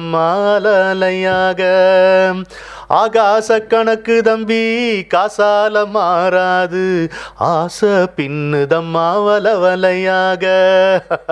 நட்சத்திரம் விழுகையிலே குச்சு வீடு லாபம் இல்ல, நாடகம் முடிஞ்ச பின்னே மீசையில ரோசம் இல்ல, மூடினா உலகம் இல்ல, முழிச்சா கனவும் இல்ல, மனச வாட்டுறது ரோசனதானி, மனுஷன ஓட்டுறது வாசனதானி. இன்னைக்கு நான் இது ஒரு 4 வருஷம் முன்னாடி எழுதியிருப்பேன் நினைக்கிறேன். இந்த பாட்டு 4 வயசில் நடந்த அந்த நிகழ்ச்சியினுடைய தாக்கம்தான். இன்றைக்கி அது கல்லும் குளவுமாக தெரியல எனக்கு. அப்போது அந்த சித்திரம் மட்டும்தான் இருந்தது இந்த சித்திரை குளத்தில். இன்றைக்கி அதனுடைய ரீதியை சித்தம் கலைந்து விட்டது. அமைதியாக இருந்த என்னுடைய சித்தத்தில் விதி எறிந்த கல் அதனால் நிகழ்ந்து கொண்டே இருக்கின்ற விட முடியாத வளைவுகள் இதில் நான் சிக்கிக்கொண்டேன் என்பது எனக்கு புரிஞ்சு. இதுதான் என்னுடைய முதல் கண் விழிப்பு. 4 வயதில் எனக்கு இது நடந்தது. அதுக்கு பிறகு என்ன, அப்படி வளர்ந்தோம், எல்லாரும் போல் இருக்கும். ஒரு நல்ல குடும்பத்தில் பிறந்து எங்கள் அப்பா எப்போவுமே பூஜையும் புனஸ்காரமாக இருப்பார், ஜபமாக இருப்பார். அதனால அவர் ஒரு பூஜை வச்சுன்னா நாங்களும் எங்கேயாவது எனக்கு எங்கள் அத்தை பேரன் அவன் ஒரு லிங்கம் கொடுத்தான், ஒரு நந்தி கொடுத்தான். விளையாட்டு சாமி விளையாட்டாக இருக்கும். சின்ன வயசில் விளையாடக்கூடிய விளையாட்டு சாமி விளையாட்டாக இருக்கும். இதெல்லாம் ஒரு பக்கம். எந்த ஒரு குழந்தையும் போல எந்த சிறுபிள்ளை எப்படி இருக்குமோ ஆட்டமும் பாட்டமும் அழுகையும் சிரிப்பும் அப்படி தான் நானும் இருந்தேன். ரொம்ப I was a very normal child. அப்படி இருக்கேன். ஆனால் இது பக்கத்தில் இது போயிட்டே இருக்கு. சுருக்கமாக சொல்கிறேன், ஒரு 17 வயது வரும் பொழுது அப்போ குளத்தில் விழுந்த கல்லால் தாக்கப்பட்டேன்னா, 10 வயதில் ரமண மகர்ஷியால் தாக்கப்பட்டேன். அது எப்படி அப்படின்னா, அது ஒரு விசித்திரமான நிகழ்ச்சி. ஒரு எலிமெண்ட்ரி ஸ்கூலில் படிச்சிருந்தேன், எங்கள் குரோம்பேட்டையில் வெங்கடேஸ்வரா ஹையர் எலிமெண்ட்ரி ஸ்கூல்னு. கூரைகரே போட்டு இருக்கும், தகர டின்னு மாதிரி எல்லாம் வச்சுருப்பாங்க. ஏன்னா தண்ணி நல்லா வரும், மழை பெஞ்சால் அங்கே வரும். அது 2 வகுப்புக்கு எல்லை ஒரு கால்வாய் இருக்கும், அதில் தண்ணி ஓடும். நாங்கள் அந்த சயின்ஸு நோட் புக்கு அதுலேருந்து கப்பல் பண்ணி விடுவோம். அப்புறம் மறுநாள் முட்டி பின்னிடுவாங்க போட்டு. ஆமாம், அதில் அப்படி தான் இருக்கும் ஒரு ஸ்கூல். மேகம் வந்தாலே பார்த்துடலாம், மழை வருண்டான் லீவ் விட்டுருவாங்க அப்படின்ட்டு. அது மாதிரி இருக்கும், அப்படி ஒரு வாழ்க்கை. அப்போது அந்த ஸ்கூலில் எஸ்கர்ஷன் போகிறதுன்னு ஒன்று உண்டு, உல்லாச பயணம் அப்படின்னு. ரொம்ப நல்லாயிருக்கும், ரொம்ப ஜல்லாக இருக்கும். எது கஷ்டமாக இருக்குன்னா, வந்தோடனே ஒரு கட்டுரை எழுதும்பாங்க அதை பற்றி. உல்லாசமாக இருந்துட்டு இங்கே வந்தோடனே அதை பற்றி கட்டுரை எழுதுறேன்னா எல்லா உல்லாசமும் போயிடும். அதில் இச்சு தப்பு வரும், கஷ்டமாயிடும். உல்லாச பயணம் எங்கே கூட்டின்னு போவாங்க? செஞ்சி, சாத்தனூர் டேம், திருவண்ணாமலை, அதான் சர்க்கியூட். செஞ்சியில் அந்த மலை ஏறுறது, கோட்டை ஏறுதான், ஒரு இதுவாக இருந்தது. சொன்னையில் தண்ணி குடிச்சிது, அவ்வளோ தமாஷா இருந்தது. அப்புறம் சாத்தனூர் டேம் எல்லாம். இங்கே தான் காலங்களில் வசந்தம் ஜெமினி கணேசன் இந்த இதில் தான் வந்தார், ஸ்பைரல் ஸ்டார் கேஸ்லாம் காமிச்சாங்க. சரி, பார்த்துட்டோம். அப்புறம் திருவண்ணாமலைக்கு போனோம். அது வரைக்கும் உல்லாசமாக தான். அது என் பயணம் ரொம்ப ஆச்சரியமாக இருந்தது. ஒரு குழந்தையினுடைய பலமே ஆச்சரியம்தான். எதை பார்த்தாலும் சந்தோஷமாக இருக்குல்ல, எதை பார்த்தாலும் சந்தோஷமாக இருந்தது. வீட்டை விட்டு வெளியே எல்லாம் ஜாலியாக தான் இருக்கும் இல்லையா, அந்த மாதிரி இருந்தது. திரும்பி திருவண்ணாமலைக்கு போனோம்னா ராத்திரி நேரத்தில் கூட்டிகிட்டு போனாங்க. அங்கே போனால் ஷூ ஷூ அப்படின்னாங்க எல்லா டீச்சர்லாம், சத்தம் போட சாப்பிடும். ஆனால் என்ன தெரியுமா, யாருமே சத்தம் போடலை. இந்த குழந்தைகளை அங்கே இருக்கக்கூடிய சூழ்நிலை பற்றி கொண்டு விட்டது. யாருமே வாயை திறக்கலை. நம்ம அடங்கி இருக்கும்போது தான் நம்மளை அடக்குவாங்க. அது உலக நீதி. எல்லாம் அப்படியே வரும். அவர் சமாதியில் அவருடைய சிலை இருக்குது. நம்ம அதை தரிசனம் பண்ணுறதுக்காக கூட்டிகிட்டு போனாங்க. அதெல்லாம் சொல்லலை, சும்மா வானா வரணும், போனோம் அவ்வளோதானே. வந்தோம், பார்த்தோம், போனோம். எனக்கு ஒரே ஆச்சரியமாக இருந்தது. ஏன் தெரியுமா, நாங்கள் சிலையே பார்க்கல, ஒரு தாத்தா உட்கார்ந்துருப்பதை தான் பார்த்தேன். என்னுடைய கேள்வி அப்போ என்னென்னா, நான் அந்த டீச்சர்கிட்ட கேட்குறேன், கமலா டீச்சர் தான் அந்த டீச்சர் பேர் ஞாபகம் இருக்குது. இப்படி சுரண்டி கேட்குறேன், என்னடா என்ன அப்படின்னா, இந்த தாத்தா ஏன் பேசவே மாட்டேங்கிறாருன்னு கேட்டேன். சுமார் வளராத அப்படின்னா. எனக்கு கல் தெரியல, எனக்கு தாத்தா தான் தெரிஞ்சார். போயிட்டோம். அதுக்கப்புறம் அப்புறம் அங்கே மறுநாள் காத்தால மயிலெலாம் இருந்தது, அங்கே பார்த்தோம். அந்த மாதிரி இருந்தது. அப்புறம் வந்துட்டோம். இது 10 வயதில் ஒரு தாக்குதல். விசித்திரம் என்னென்னா ஒரு 10 வருஷத்துக்கு அப்புறம் ரமண மகர்ஷி இருந்து ஒரு தாக்குதல் வரும். இது மாதிரி இது தொடர்ந்து இது நடந்து கொண்டே இருந்தது. இது நடுவில் 17 வயசில் இன்னொரு தாக்குதல், கவிதை என்று ஒன்று வந்து என்னை தாக்கியது. பராசக்தி கவிதை வந்தது அப்போ தான் 17 வயசில். அப்போ இருந்த கொஞ்சம் நஞ்ச நிம்மதியும் போச்சு. இன்றெனக்கு பிச்சை இல்லை, எழுதிடவும் வகை இல்லை, நன்றெனவே நான் உறங்கி விழித்தழவும் வழி இல்லை. இதான் நான் எழுதின முதல் கவிதை ஞாபகம் இருக்கு. எடுத்தோடனே பிச்சை இல்லைன்ட்டு. சரி, இப்படி இருக்கு கவிதை. அந்த கவிதை வந்து இன்றைக்கும் கவிதை வந்து எனக்கு ஒரு நித்திய ஆச்சரியமாக இருக்கிறது. எப்படி இந்த கவிதை வருதுங்கிறது இன்னமும் எனக்கு ஆச்சரியமாக இருக்குது. இந்த பாட்டு எப்படி வருகிறது, இந்த கவிதை எப்படி, வார்த்தை எப்படி வருகிறது, அந்த கவிதையை காட்டிலும் அது நிகழ்கின்ற முறை, அந்த ப்ராசஸ் தான் எனக்கு ரொம்ப ஆர்வமாக இருக்கிறது. அதை காட்ட முடியலேன்ட்டு என்ன வருத்தம் இருக்குது. நான் இன்னும் கவிதை எழுதி கொண்டிருப்பதற்கு காரணம் அது எப்படி நிகழ்கிறது என்பதை உங்களுக்கு காட்ட முடியவில்லை என்ற ஏக்கத்தால் இருக்கலாம். அப்படிதான். நான் அடுத்து ஒரு கவிதை எழுதுவேன்னு எனக்கு தெரியாது. அப்போ தான் நான் புரிஞ்சுக்கிட்டேன், கவிதை என்பது திறமை அல்ல, வரம் அப்படின்ட்டு. யாராவது சொன்னால் எழுதலாம், அது கவிதை ஆகுமா? அப்படி ஆகாது. எப்படி வந்து அடுத்த மூச்சுக்கு உத்தரவாதம் இல்லையோ அது போன்ற அடுத்த வார்த்தைக்கு உத்தரவாதம் இல்லாத ஒரு ஏழையாகத்தான் நான் வாழ்கிறேன். அதனால தான் எப்போ நீ ஏழை கவிஞன், அப்படி காசுனால இல்லை, அது பணம் இருந்துட்டாலும் ஏழையாக இருக்கலாம் ஒருத்தன். ஏழை அப்படின்னா அறியாமைன்னு அர்த்தம், அறியாமையில் இருப்பவன் அர்த்தம். ஸோ அந்த கவிதை வந்தது. கவிதையோடவே சேர்ந்து பாரதியாரும் பராசக்தியும், அதுவும் காளியும் உள்ள நுழைஞ்சிட்டாங்க. அது மாதிரி இருக்கு. ரொம்ப தடுமாறி போச்சு. ஒரு பக்கம் ரொம்ப நார்மல் லைஃப், ஒரு ஒரு ஒரு ஒரு இளைஞனுக்கு என்னெல்லாம் உணர்வுகள் இருக்குமோ, காதல் உணர்வுகள், காம உணர்வுகள், கோபங்கள், தாபங்கள், ஆசைகள், எதிர்பார்ப்புகள், உல்லாசங்கள், நகைச்சுவை, எவ்வளோ அதெல்லாம் இருக்குது, அப்படியே இருக்குது. கூட இது ஒன்று பக்கத்தில் இது ரெண்டுமே இருக்குது. எப்படி இருக்கும்? இன்றைக்கு நான் புரிந்து கொள்கிறேன். கபீர்தாஸ் சொல்லுவார், இந்த பார், இந்த மனசில் ஒன்று ராமன் இருக்கலாம், இல்லை கபீர் இருக்கலாம், ரெண்டு பேரும் சேர்ந்து கொடுத்துட நடத்த முடியாது மாதிரி, ஏதோ ஒன்று தான் இருக்கலாம் அப்படின்வார். அப்படி ஒரு பயணம். அப்போவே தேடல், என்னமோ ஒன்று இருக்குது தெரியல. இதில் முக்கியமாக ஒரு விஷயம் சொல்கிறேன். இனம் புரியாத சோகம் ஒன்று கூடவே இருந்தது எப்பவும். நான் வந்து வருத்தப்படுறதுக்கு வாய்ப்பே ஒன்றும் கிடையாது. எங்கள் அம்மா வந்து டிஃபனுக்கு கேசரி பண்ணி போடுவாங்க, அப்படிதான் வாழ்த்தோம். வி ஆர் நாட் ரிச், சாதாரண மிடில் கிளாஸ் தான்.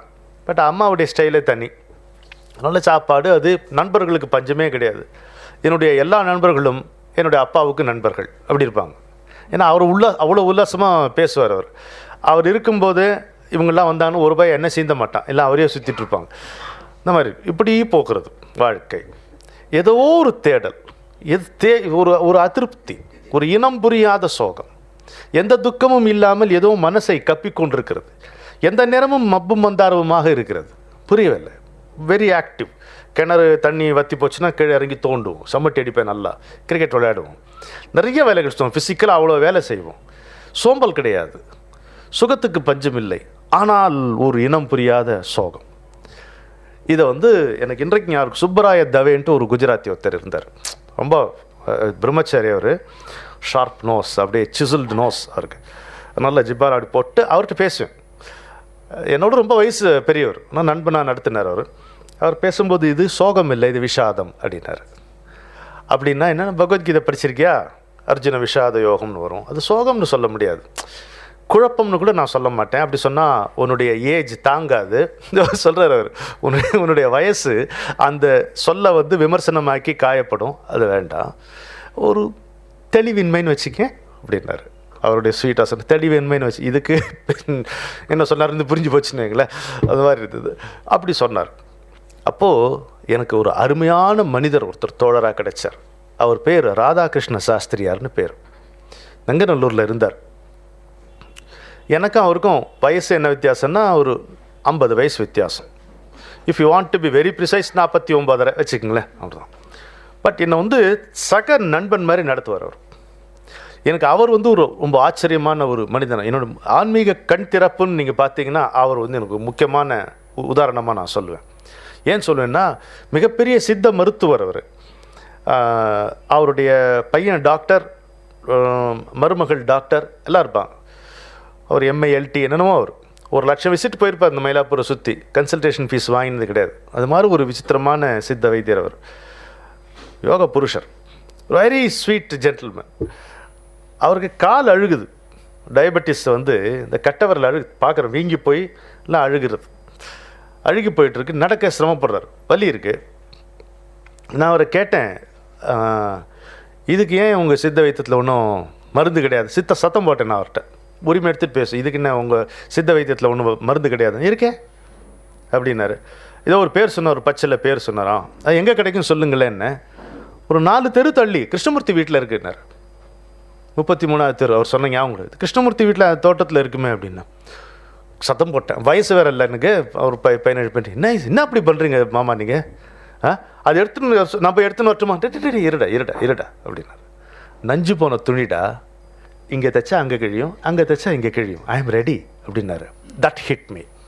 எனக்கு அந்த வயசில் ஒருத்தர் வந்து மரணத்தை கண்டு கொஞ்சம் கூட அச்சம் இல்லாமல் அப்படியே யாரோ வந்து அவருக்கு ஒரு மரியாதை செலுத்த வருகிறார்கள்ங்கிற மாதிரி மரணத்தை அவர் கருதுகிறாருன்னா இவர் ஒரு மகான்றதை நான் புரிஞ்சுக்கிட்டேன்.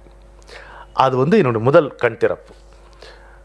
அப்போது எங்கள் அப்பாவுடைய பூஜை, அவருடைய உபாசனை வழிபாடு, அவருடைய ஜோதிட திறமை, அவருடைய வாக் சாதுரியம், இதற்காக நிறைய பேர் அவரை வந்து பார்க்க வருவார்கள். அவரை பார்க்க வர்றது ஒரு பக்கம் இருக்க, அந்த ஊருக்கு வருபவர்கள் எல்லாம் யாரை பார்க்க வந்தாலும் அவங்க சொல்லி இவர்கிட்ட வந்து அனுப்பிச்சிடுவாங்க. இது மாதிரி நிறைய பேரை வந்து சேருவார்கள். அவங்க யாருமே எனக்கு பிடிக்கல. அந்த சுவாமிகள்பாங்க, இந்த யோகிகள்பாங்க வருவாங்க. சம் ஐ ரிசென்டட் தம். ஏன்னா பார்க்கும்போது பொய்மை இருந்தது. ஒன்று முழுமை இல்லை, இன்னொன்று பொய்மை இருந்தது, அப்பட்டமாக பொய்மை இருந்தது. ஒருத்தர் பேர் சொல்ல விரும்பலை, ஒருத்தர் வந்து ஒரு பழத்தை கொடுப்பார். நீங்கள் அந்த பழத்தை திறந்து பார்த்தீங்கன்னா அதுக்குள்ளே ஒரு விக்கிரகம் இருக்கும். எனக்கு அது புரியாது. பழத்தை பழமாக கொடுங்க, விக்கிரகத்தை விக்கிரகமாக கொடுங்க, அது ஏன் அதுக்குள்ளே வச்சு கொடுக்கணும்? அது ஆமாம், அது சாப்பிட முடியாமல் ஆக்கி இந்த மாதிரி இல்லை. அவர் வந்து உள்ளேந்து அந்த பழத்தை எடுத்து கொடுக்குறா, அதுக்குள்ளே விக்கிரகம் வருது அப்படின்னு கேட்டார்.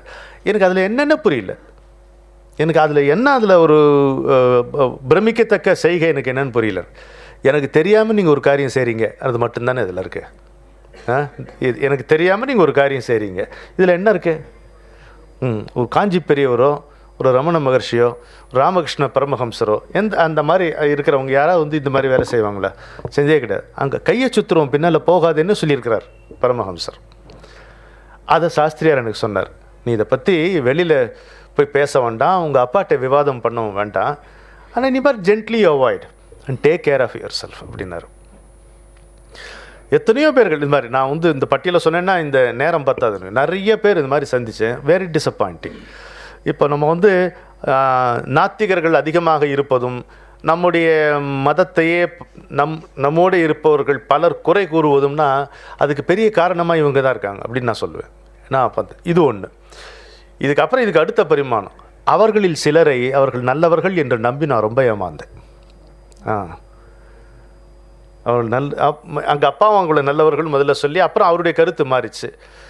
என்னுடைய கருத்து மாறின வர்றதுக்கு கொஞ்சம் நாட்கள் எடுத்தன. ரொம்ப கேவலமான சில சரிவுகள். அதனால் நம்ம வந்து உடம்பு, உயிர், மனம் எல்லாத்தையும் ஒருத்தர்கிட்ட ஒப்புவிக்கிறோம். இவர் குரு, நம்முடைய குரு நம்ம ஏற்றுக்குவார் அப்படின்னு சொல்லிட்டு. ஆனால் அந்த பக்குவம் அவங்களுக்கு இல்லைன்னா நம்ம என்ன பண்ணுறது சொல்லுங்கள்? அப்படி அவர்கள் இல்லை, ஆஃப் பேக்டு. ஆனால் இதில் என்ன சொல்ல விரும்புகிறேன்னா, முக்கியமாக இதனால் கோபம் எதுவும் வரல.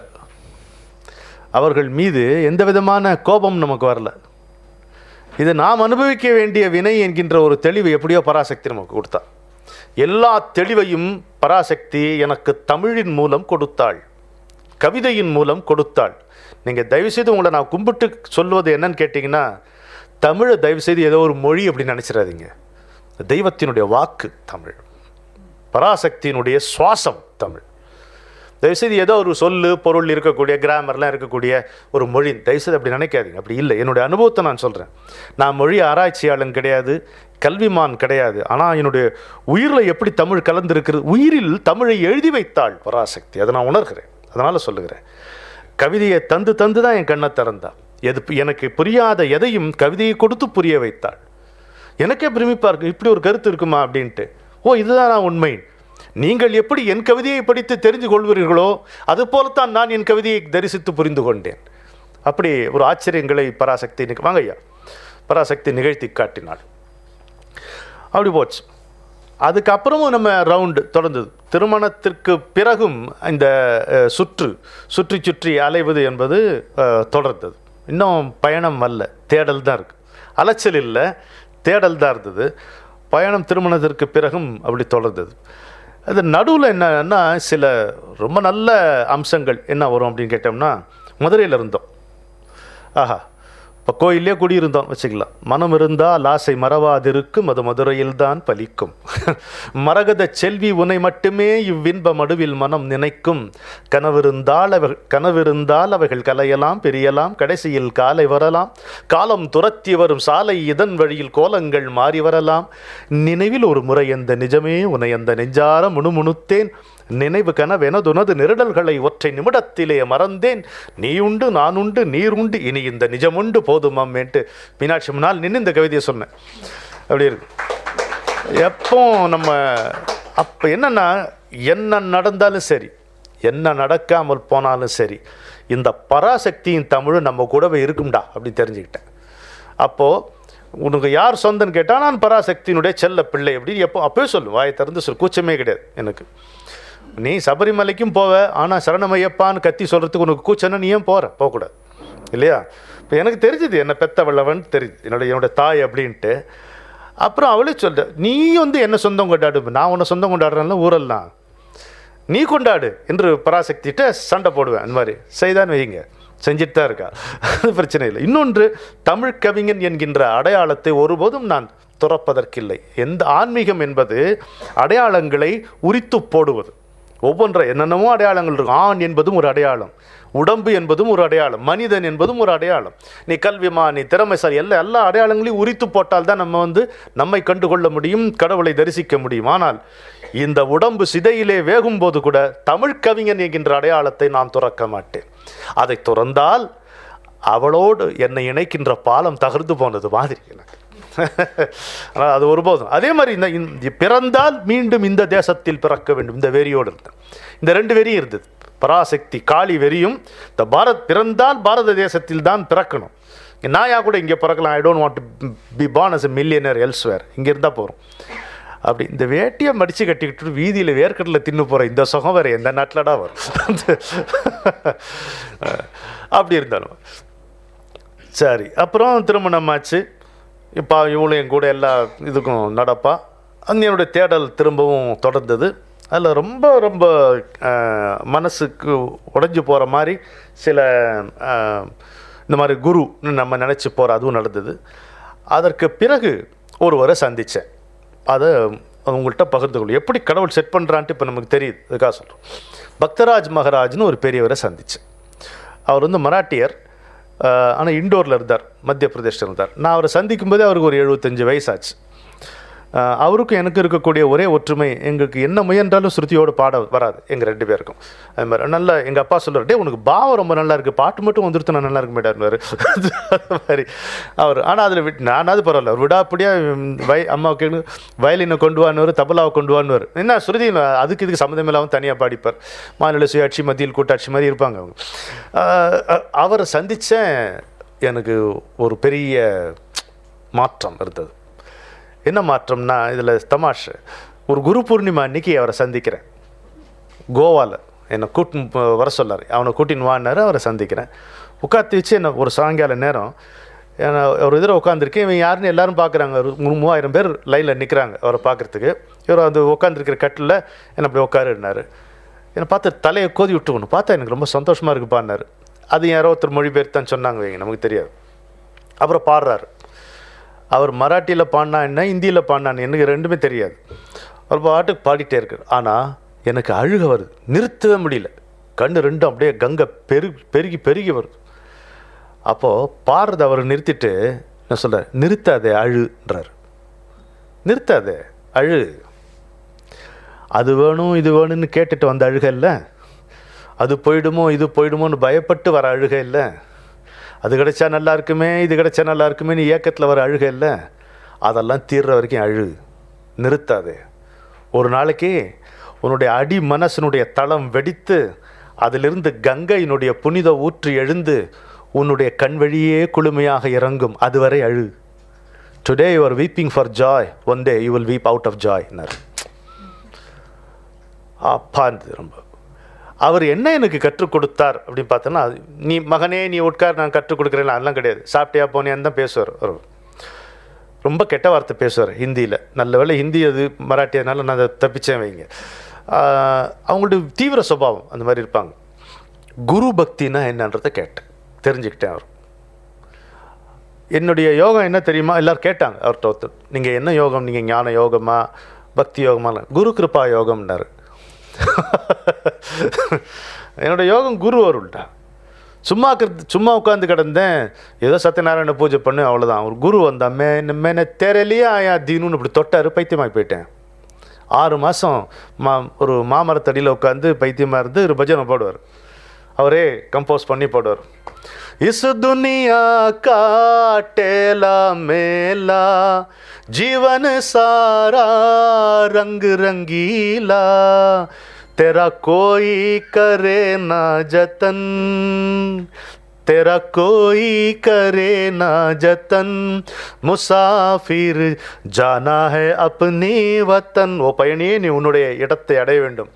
तुझे जाना है अपने वतन, ओ तुझे जाना है अपने वतन मुसाफिर जाना है अपने वतन அப்படின்னு பாடுவார்.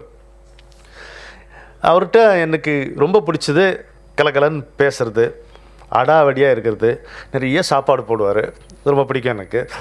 அப்புறம் குரு பக்தி. குருன்றது ஹவு இன்வேல்யூபிள் எ குரு ஈஸ்ங்கிறது அவர் வாழ்ந்து காட்டினார். நீ ஒன்றும் கேட்ட முடியாதுன்னர். நீ குரு இல்லைன்னா நீ ஆன்மீகத்தில் நீ எவ்வளோ வேணால் படிக்கலாம், 4 வேதங்களும் மனப்பாடமாக படித்து ஊரே பிரமிக்க நீ ஒப்பிக்கலாம். உன்னை அவனிடம் நீ ஒப்புவித்தால் தான் உருப்படுவேன்னர். நீ ஒப்பிச்ச ஒரு உபகாரமும் கிடையாதுட்டார். இப்படி வரக்கூடிய குருவின் திருவடியில் பொருந்திக்கணும். அதை குரு இப்படியே நிற்பாருங்க.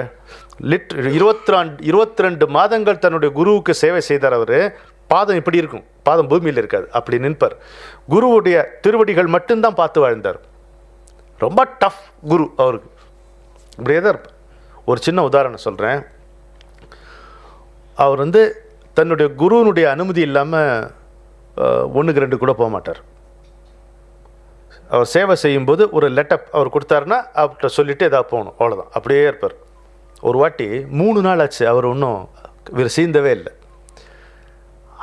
அவர் இவருக்கு முகம் காட்டி பேசினா தானே இவர் போகிறதுக்கு 3 நாள் ரொம்ப தொல்லை தாங்கலை கடைசியில். அப்போ யார்கிட்டையாவது ஒரு பக்கத்தில் இருக்க, கொஞ்சம் சொல்லுடா, கொஞ்சம் போய் சொல்லுப்பா அவர்கிட்ட, தாங்க முடியல, இன்னும் பாத்ரூம் போயிட்டு வரேன். உங்களுக்கெல்லாம் இப்போ கேட்குறதுக்கு நம்ம விசித்திரமாக இருக்கும், ஆனால் அப்படி இருந்தார் அவர். அப்படின்னா அந்த குரு காலில் விழுந்து, டேய் போய் தண்ணி கொண்டு வா அப்படின்ட்டார் இவர். தண்ணி கொண்டு வான்னா எங்கே? 1 மைல் நடந்து, 1.5 மைல் 2 மைல் இருக்குமா, 1.5 மைல் 2 மைல் நர்மதையில் அங்கே போய் தண்ணி எடுத்துன்னு வரணும். நம்ம என்ன பண்ணுவோம், அப்பா சௌரியண்டான்ட்டு போகிற வழியில் முடிச்சுட்டு போயிடுவோம் காலையில். அவர் அப்படி கிடையாது. அவர் தண்ணி எடுத்துன்னு வந்தானே சொன்னார், இதுக்கு அனுமதி கொடுக்கலையே.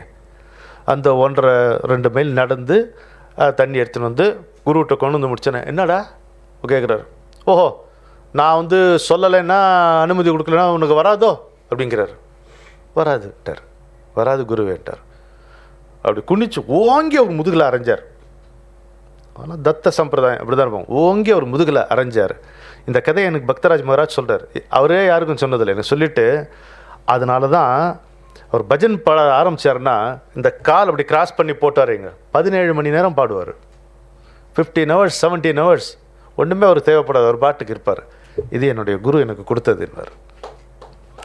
அதுதான் அப்படி ஒரு குரு பக்தினா எப்படின்றது நான் அவர்கிட்ட தெரிஞ்சுக்கிட்டேன். அதற்கு பிறகு இன்னும் ஒரு 2 ரவுண்டு நானும் என் மனைவியுமா சேர்ந்து சுற்றி கித்தி சின்ன பின்னமாகி was like a wrecked ship or a beached whale. அது மாதிரி ஆன பிறகு என்னுடைய குருவை நான் அடைந்தேன். சத்குரு சிவானந்தமூர்த்தி அவர் தான் என்னுடைய குரு. இப்போ அவர் உடம்பில் இல்லை. போன வருஷம் அவர் சமாதி ஆகிட்டார் ஜூன் மாதம். பீமிலிப்பட்டினத்தில், விசாகப்பட்டினத்துலேருந்து ஒரு 30 கிலோமீட்டர் பீமிலிப்பட்டினத்தில் இருக்கார். எங்கள் அம்மா அப்பாவுக்கு எல்லாருக்கும் தெரியும், குடும்பத்துக்கே தெரியும் அவரை. நல்லா கிரகஸ்தர், ஆசிரமம்னு எதுவும் வச்சுக்கல. அவர்கிட்ட எனக்கு ரொம்ப பிடிச்சது என்னென்னா தெளிவு, அப்புறம் ரொம்ப சாதாரணமாக இருக்கிறது. எனக்கு அதுதான் ஒத்து வந்தது. நமக்கு இந்த அலங்காரம் நாடகம் ஒத்து வரல. அவரே ஒரு சின்ன நிகழ்ச்சி சொல்கிறேன், அப்போ நான் என்ன சொல்கிறது புரிஞ்சுப்பீங்க. ஒரு முறை அவர் சென்னைக்கு வந்திருந்த போது ஒரு அம்மா தன்னுடைய குழந்தைய கூப்பிட்டு வராங்க, பெண் குழந்தைய கூட்டிகிட்டு வராங்க அவர்கிட்ட. என்ன இந்த வணக்கம் அப்படின்னா இவரும் வணக்கம் சொன்னார். என்ன, என் குழந்தை மூலமாக தேவி பேசுகிறா அப்படின்னாரு. ஓ அப்படியா அப்படின்ட்டார், சுமார்ட்டார். இந்த மாதிரி நினச்சிக்கிட்டாங்க அவருக்கு காதில் வேலைன்றதுக்காக. இல்லை, என் குழந்தை மூலமாக தேவியே பேசுகிறான்னு. ஓஹோ நல்லது அப்படின்ட்டார். அப்போ அந்த அம்மாவுக்கு ஷீ லாஸ்ட் இன்ட்ரெஸ்ட். இவருக்கு தெரியல, விஷயம் ஒன்றும் தெரியல, பாவம் ஏதோ சொன்னாங்களேன்ட்டு நம்ம வந்துட்டோம் அப்படின்னு சொல்லிட்டு சரி அப்படின்ட்டு கிளம்பி போயிட்டாங்க. கிளம்பி போகும்போது டக்குன்னு திரும்பி, சரி ஏதாவது ஒரு வார்த்தையாவது சொல்லுங்களேன், வந்ததுக்கு கேட்டு போகிறேன் அப்படின்னாங்க அவர்கிட்ட. அவர், உன் குழந்தைய ஸ்கூலில் சேர்த்துருங்க என்ன அப்படின்னாரு. அட்மிட் ஹர் என்ன குட் ஸ்கூல், ஓகே அப்படின்ட்டு உள்ளே போயிட்டார். நம்ம போனப்புறம் எனக்கு துருது, உடனே கேட்பேன் அவரை என்ன ஆச்சு சார் அப்படின்னு கேட்டது. பரப்பா இது ஏதோ ஒரு விட்ட தொட்டக்குறையாக ஒரு ஞாபகம் இருக்கும். பொதுவாக பூர்வ ஜென்மத்தில் இருக்கிறது ஏதோ ஒரு சின்ன ஞாபகம் தேவையில்லை. Sometimes there is a spillage in consciousness, அது நிற்கும். அப்போ இது இதாக ஆரம்பிக்கும், அதை சொல்கிறேன்னு ஆரம்பிக்கும். பொதுவாக என்னாகும், ஒரு ஜுரம் வந்தோடனே தீர்ந்து போயிடும். ஒரு ஜுரத்தில் திரும்ப அந்த மெமரி மறைஞ்சு போயிடும், தென் ஒரு நார்மல் ஆகிடும். ஆனால் இந்த அம்மாவும் இந்த அப்பாவும் என்ன பண்ணுறாங்க, அதை விடாமல் பர்பெச்சுவேட் பண்ணுறாங்க. அங்கேயாமல் அது பூஸ்டப் பண்ணி அது ஒரு பொய்யை அதுக்கே உருவாக்கி சிருஷ்டித்து ஒரு எவ்வளோ அழகாக ஒரு ஸ்வீட் சைல்டு, அதனுடைய சைல்டுஹுட்டெல்லாம் பாழாக்குறாங்க மாதிரி இருக்குது. நான் சொல்கிறேன் Ramanan, ordinariness is the hallmark of ஸ்பிரிச்சுவாலிட்டின்னாரு. எனக்கு அது ரொம்ப பிடிச்சது. ஒரு ஆன்மீகன்னா ஒரு மனுஷன் சாதாரணமாக இருக்கணும், தான் எது இல்லையோ அது இல்லாமல் இருக்கணும், இல்லையா? நமக்கு ஒன்றும் தெரியாதுங்கிறது தவிர நம்ம பெருசாக என்ன தெரிஞ்சுக்க முடியும்? இதுதான் நான் தெரிஞ்சுக்கிட்டேன் அவர் கைலாஷ் காமிச்ச போது. ஸோ குருவிட்ட வந்தப்புறம் இந்த மாதிரி ஆகிறது. இப்போ என் குருவை பற்றி உங்களுக்கு நான் என்ன சொல்லிவிட முடியும்? ஒரு ஒரு மனிதர் சொல்வதா தேவர் சொல்வதா தெரியலையா, ஒருவருக்கு தான் விரும்பிய வண்ணம் பிறப்பெடுத்து அதற்கு முன்பு தான் எப்படி வந்தோம் என்றெல்லாம் ஞாபகம் இருக்க முடியும் என்பதை உங்களால் நம்ப முடியுமானால் நீங்கள் நான் ஒரு நல்ல குருவை சந்தித்திருக்கிறேன் என்பதை புரிந்து கொள்ளலாம். ஒருவர் தனக்கென்று ஒரு மூல தேகத்தை வைத்துக்கொண்டு அதை இமயத்திலே ஒரு உச்சியிலே ஒரு குகையிலே அந்த தேகத்தை பிராணனோடு அங்கே நிறுத்தி வைத்துவிட்டு ஜீவனை மட்டும் வெளியில் எடுத்துக்கொண்டு இந்த உலகிலே மீண்டும் மீண்டும் உடம்பு தரிக்க முடியும் என்பதை உங்களால் எண்ணி பார்க்க முடியும் என்றால் என்னுடைய குருவை நீங்கள் ஒருவாறு புரிந்து கொள்வீர்கள் என்று நான் நினைக்கிறேன். இருந்த இடத்தில் இருந்தபடி தன்னுடைய இடது கையின் சுண்டு விரலை கூட அசைக்காமல் 100 பேருக்கு மோட்சம் கொடுக்க வல்லவர் இந்த வீதியிலே ஒரு சாதாரணமாக எளிய மனிதனாக நடந்து போக முடியும் என்பதை உங்களால் நம்ப முடியுமானால் நீங்கள் என்னுடைய குருவை ஒருவாறு புரிந்து கொள்வீர்கள் என்று நான் புரிந்து கொள்ளுகிறேன். இந்த தேசமே தெய்வம். இந்த தேசத்தை காட்டிலும் பெரிய பூமி இந்த பிரபஞ்சத்திலேயே கிடையாது. இந்த தேசத்தினுடைய பண்பாடு அடிபட்டு போனால் இந்த பாரில் இருக்கின்ற மானுட சமுதாயமே அடிபட்டு போகும் என்கின்ற தாயனைய கருணையினால் மீண்டும் மீண்டும் இங்கே இந்த பண்பாடு, இந்திய பண்பாடு பெருக வேண்டும், தழைக்க வேண்டும் என்று போதிப்பதே தன்னுடைய உயிர் கொள்கையாக, கோட்பாடாக ஒருவன் கொண்டு வாழ முடியும் என்பதை நீங்கள் நம்புவீர்களானால் நீங்கள் என் குருவை ஒருவாறு புரிந்து கொள்வீர்கள். ஒரு மனிதனாக வாழ்வதுதான் மிக முக்கியம். யாரும் பறக்க வேண்டியதில்லை, நடந்து சென்றால் போதும் என்கின்ற சித்தாந்தம் உங்களை கவருமானால் என்னுடைய குருவின் வாசகம் உங்களுக்கு புரியும். அலங்காரங்கள் இல்லாமல், ஆடம்பரங்கள் இல்லாமல், நாடகங்கள் இல்லாமல் நமக்கு என்ன விதித்திருக்கிறதோ அந்த கடமையே கடவுளுடைய தொழுகை என்று கருதி உங்களால் செய்ய முடியும் என்று ஒருவன் சொல்வது உங்களுக்கு சுவாரஸ்யமாக படுமானால் நீங்கள் என்னுடைய குருவை சற்று புரிந்து கொள்ளலாம். இப்படித்தான் இருக்கிறார் என்னுடைய குரு.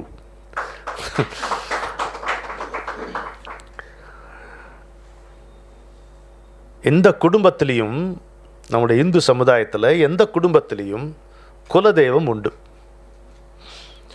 ஏதாவது ஒரு வழிபாட்டு முறை உண்டு. பூஜை முறை உண்டு.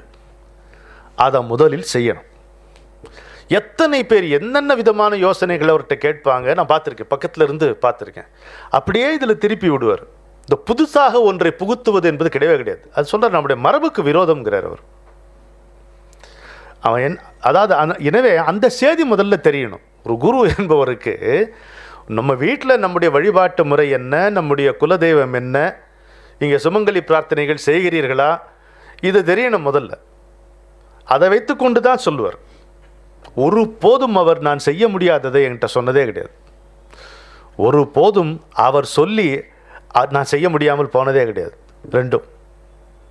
ஒரு குரு உங்களுக்கு ஒரு உபதேசம் தரும்பொழுது மந்திரம் மட்டுமல்ல, தன்னிலிருந்து ஒரு பகுதியை எடுத்து உங்களுக்கு வழங்குகிறார். தன்னுடைய தபஸ், அதை தாராவார்த்து கொடுக்கக்கூடிய அந்த தகுதி, அந்த கருணை ரெண்டும் ஒரு குருவுக்கு தான் உண்டு. I am a daily wage earner அப்படிம்பார். தி ஆர்ட் ஆஃப் பில்டிங் மான்யூமெண்டல் தபஸ் and distributing it on a daily basis is known only to a few என்பர். அது மலையளவு தவத்தை வளர்த்து அதை வருகின்ற மனிதர்களுக்கெல்லாம் வாரி வாரி வழங்கக்கூடிய அந்த ஆற்றல் ஒரு சிலருக்குத்தான் உண்டு.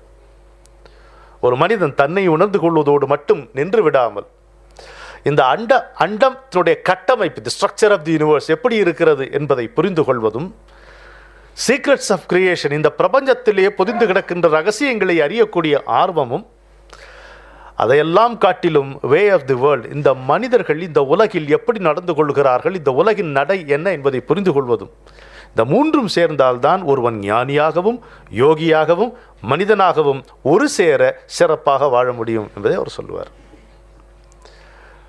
சாதனைனா என்ன? எல்லாரும் அந்த வழி இந்த வழி. ஜில்லையில முடியம்மான ஒரு யோகினி இருந்தாங்க, குருவுக்குன் அவங்க ரொம்ப தெரிஞ்சவங்க. எது சாத்தியமோ அது சாதனைன்ட்டாங்க. ஆமாம், சாத்தியமைனதே சாதனா அப்படின்னு தெலுங்கில் சொன்னாங்க. எது சாத்தியமோ அது சாதனை, இல்லையா? சாய்பாபா கூட இதை சொல்லுவார். இன்றைக்கி நான் 2 மணி நேரம் தியானம் பண்ண போகிறேன்ட்டு வீம்பா உட்காந்து கை காலெலாம் வலிக்கும், மறுநாள் கண்டினியூ பண்ண முடியாது. நீ அதுக்கு பதிலாக 3 நிமிஷம் பண்ணுறேன்னு வச்சுக்க, உனக்கும் திருப்தியாக இருக்கும். நீ குறித்த நேரத்தில் நீ பண்ணிட்டேன், நீ ஃபிக்ஸ் பண்ண டைம் 3 நிமிஷம் நான் பண்ணேன், இந்த சந்தோஷம் இருக்கட்டுமே. 2 மணி நேரம்ட்டு ஏதோ நீயே ஒன்று வச்சுக்கிட்டு அது பண்ண முடியாமல் தேவையில்லாமல் உனக்கு ஒரு அதிருப்தி வந்து, உனக்கு யார் கற்றுக் கொடுத்தாரோ அவர் மேலேயும் தேவையில்லாமல் அந்த அதிருப்தி திரும்பும். இது வேணும். அவர் ஒன்று 2 மணி நேரம் உட்காந்து சொன்னார், சொல்லவே இல்லை. இதெல்லாம் ஒரு குருவிட்ட போகும்போது தான் தெரிகிறது. குரு என்ன செய்கிறாருன்னா, முதல்ல நீங்கள் ஒரு கேள்வி கேட்கலாம். என்ன இங்கே எதற்காக குருவை தேடினேன் அப்படின்னு ஒரு கேள்வி. எனக்கு தேடும்போது தெரியல, தேடினேன். ஒரு நதி ஏன் கடலை தேடி செல்லுகிறது சொல்லுங்களேன் காரணம். கிடையாது. ஒரு கவிதை என்னை ஏன் தேடி வருகிறது சொல்லுங்களேன் காரணம். அதுபோல் நான் என் குருவை ஏன் தேடினேன் தெரியல. நியாயமான பதில்னா அது.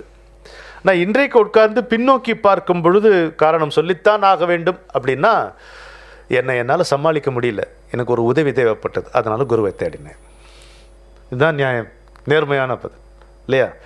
நான் ஏதோ பெரிதாக ஒன்றை ஏதோ தெரிந்து கொண்டு அதுக்கு மேல் பெரிதாக ஒன்றை தெரிந்து கொள்ளும் அப்படி இல்லை. என்னால் சமாளிக்க முடியலை. அதனால தான் சொல்லுவேன், என்னிலிருந்து என்னை அவன் மீட்டு தந்தான், என் முகத்தை இன்னதென்று காட்டி தந்தான். என்னிலிருந்து என்னை அவன் மீட்டு தந்தான், என் முகத்தை இன்னதென்று காட்டி தந்தான். ஆஹா,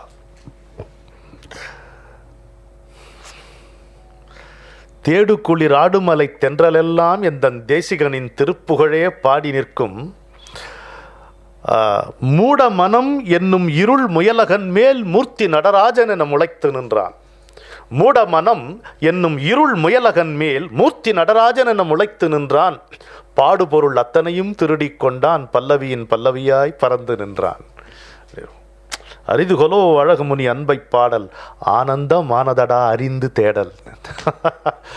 என்னாச்சு குருவை அடைந்த பிறகு? I know where I am going, I know where I will reach, I do not know when I will reach and I am not suppose to bother about it. ஒரு குருவுக்கு எரிச்சலூட்டக்கூடிய 2 விஷயங்கள் உண்டு. ஒன்று, அவர் முன்னால் தூக்கமாக இருந்தால் எரிச்சலம், ரொம்ப கஷ்டமாயிடும் இவர்கிட்ட. He will be immensely irritated if you look sleepy before him. அது ஒன்று தான் அவர் பிடிக்காது. நான் அவர் கேட்பேன், ஏன் சார் நீங்கள் தூங்க மாட்டீங்களான்னு கேட்பேன். I park myself at the threshold of consciousness. அவர்கிட்ட என்ன நம்ம பேசுறது அவர்கிட்ட?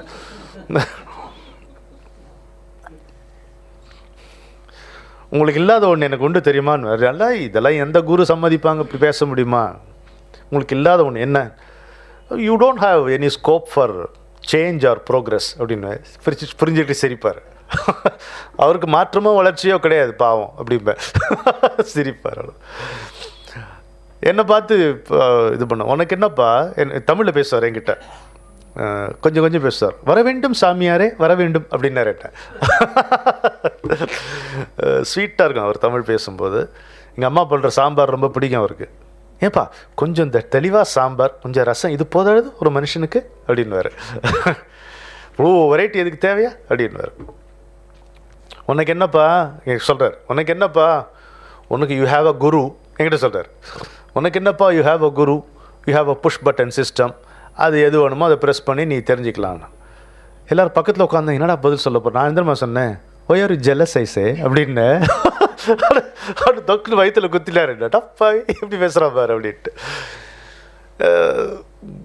ஒரு தாய், தந்தை, தோழன், ஆசிரியன் எல்லாம் பாரதியாருடைய வார்த்தைக்கு அப்படியே ஒரு பற்று மிகுந்து வர பார்க்கின்றேன். கண்ணனால் பெற்று வரும் நன்மை எல்லாம் பேசி முடியாது. நண்பனாய், மந்திரியாய், நல் ஆசிரியனுமாய், பண்பிலே தெய்வமாய், பார்வையிலே சேவகனாய். நான் அதுதான் என்னுடைய குரு. சட்டை வாங்கி கொடுத்தாரு, மாதம் மாதம் பணம் கொடுத்தாரு, எப்பவும் சோறு போட்டார், எவ்வளோ யாத்திரைக்கு கூட்டிகிட்டு போனார்.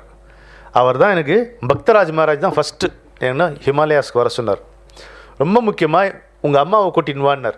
பத்ரிநாத்துக்கு போனோம், போயிட்டு வந்தோம். அந்த பக்தராஜ் மகாராஜ் குருஜியை வந்து சந்திக்கிறார். எனக்கு இன்றைக்கி யோசித்து பார்க்கும் பொழுது பக்தராஜ் மகாராஜ் சொன்ன ஒரு வார்த்தை ஞாபகம். அவர் சொன்னார், I am not the master but I prepare disciples for the மாஸ்டர்னார். ஸோ இன்றைக்கி இந்த குரு பௌர்ணிமா சுபதினத்தில் பக்தராஜ் மகாராஜை நான் ரொம்ப நன்றியோடு நினைத்து கொள்வேன். எனக்கு தெரியுமோ தெரியாதோ அவர் ஹி ஹேட் ப்ரிப்பேர்ட் மீ. அப்புறம் இவர் வந்து நிற்கிறார். அதிலிருந்து ஆரம்பித்து இது வரைக்கும் 31 முறை ஹிமாலயாஸ் போயிருக்கேன். நான் வசதி இல்லாதவன், ஒரு வேலையில் இருந்தவன், எனக்கு சொத்து சுகம் கிடையாது. ஆனால் எனக்கு வந்து வாட்சல் ஒரு பைத்தியக்காரர் இருந்தனால சரியாக போச்சு. அதனால் எப்படியோ கஷ்டப்பட்டு நாங்கள் போயிடுவோம். கைலாஷ் அமைச்சார், அவரே ஃபஸ்ட்டு ஜாகேஷ்வர் கூப்பிட்டு போனார். அப்படி கண்ணை விட்டு I want to take you to the Himalayas. நான் அப்படியே கெட்டியாக பிடிச்சிட்டேன் காலை. சரி கூப்பிட்டு போங்க சார் அப்படின்ட்டு கூட்டிகிட்டு போனார். இந்த வருஷமும் போகிறேனே ஜாகேஷ்வர், யார் வேணா வரலாம், அப்புறம் உங்கள் இஷ்டம். இப்போ இவரை சந்திப்பதற்கு முன்னாடி எப்படி இருந்திருக்கும் என் நிலைமை யோசிச்சு பாருங்க. ரிப்பீட்டடாக வந்து தவறான முகவரிகள் அந்த கதவுகளை தட்டி நான் தாக்கப்பட்டு நிலை குலைந்து போன போது எப்படி இருந்திருக்கும். ஒரு நாள் விசாகப்பட்டினத்தில் வீட்டு நல்ல பதவியில் இருந்தேன், ஹிந்து ஆஃபீஸுடைய ரீஜனல் மேனேஜராக இருந்தேன். Launch the edition of the Hindu in Vizag. அங்கே இருந்த பொழுது என்னடா இப்படி நடக்குது, நாம் என்ன புகழ் கேட்டோமா, பணம் கேட்டோமா, சித்தி கேட்டோமா, திறமை கேட்டோமா, அழகிட்ட ஒன்றுமே கேட்கலையே, ஏன் இப்படி வந்து நம்மளை தவறான முகவரிகளுக்கே திரும்ப திரும்ப இந்த பராசக்தி செலுத்தணும் அப்படின்ட்டு ஒரு பெரிய கேள்வி. ஒரு மரத்தடியில் உட்கார்ந்துருக்கேன். எங்கள் வீட்டிலேயே ஒரு மரம் இருந்தது, பாரிஜாதம் மரமாக இருந்தது, நந்தியாவட்டையும் பாரிஜாதம். அது கீழே உட்கார்ந்த போது எனக்கு ஒரு தாட் தோணுச்சு, இல்லை இதை விட மாட்டேன், ஒரு குரு கிடைக்கிற வரைக்கும் நான் விட மாட்டேன். கிடைச்சா நமக்கு எப்படின்னு தெரியும் இவர் நம்ம குருங்கிறது நமக்கு தெரியும். ஏன்னா திரும்ப நம்ம தாக்கப்பட்டாலும் பரவாயில்ல எடுத்துக்குவோம், but without a Guru V can not reach அப்படின்ட்டு அப்படி ஒரு சங்கல்பமாக ஒரு தீர்மானமாக வந்து போச்சு. ஒரு குரு இல்லாமல் இறைவனை அடைவது என்பது சாத்தியமில்லை என்பது என்னுடைய ஆழமான நம்பிக்கையாக இருந்தது. நான் உள்ள நுழைஞ்ச பிறகு மனைவிட்டு அதை பற்றி பேசும் பொழுது, நம்ம அன்றைக்கி ஒருத்தரை சந்தித்தோமே அவர் திரும்ப போய் பார்க்கலாமான்ட்டு அனுதான் அந்த வார்த்தையை சொன்னான். அவர் தான் சத்குரு சிவானந்த மூர்த்தி. அப்போ அவர் சந்திப்பதற்கு முன்னால் நான் என்ன நிலைமையில் இருந்துட்டு கொஞ்சம் யோசிச்சு பாருங்கள். மை சென்சிட்டிவ் பாய்ட் எப்பவும் இது சாதனையிலே இருக்கணும்ட்டு பட் ரிப்பீட்டடாக நாக் டவுன். அப்போ தான் அந்த சங்கல்பத்தோடு ஒரு பாட்டோடு எழுந்தேன் நான் இறைவன்கிட்டே. நம்பி உன்னை நாடி நான் வருவேன்,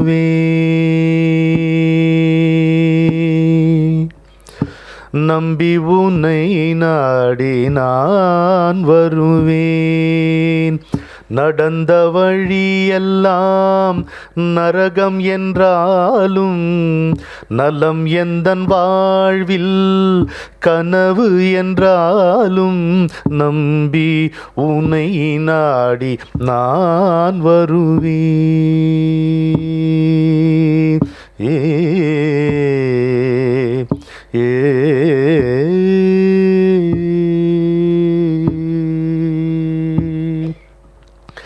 மறுபடி மறுபடி வீழ வைத்தாய் என்னை, மரணத்தில் ஏனோ வாழ வைத்தாய். ஒரு மனம் பல முகம் ஓட வைத்தாய் என்னை, ஒவ்வொரு திசையிலும் தேட வைத்தாய். இருந்த பின்னும் என்னை பாட வைத்தாய்.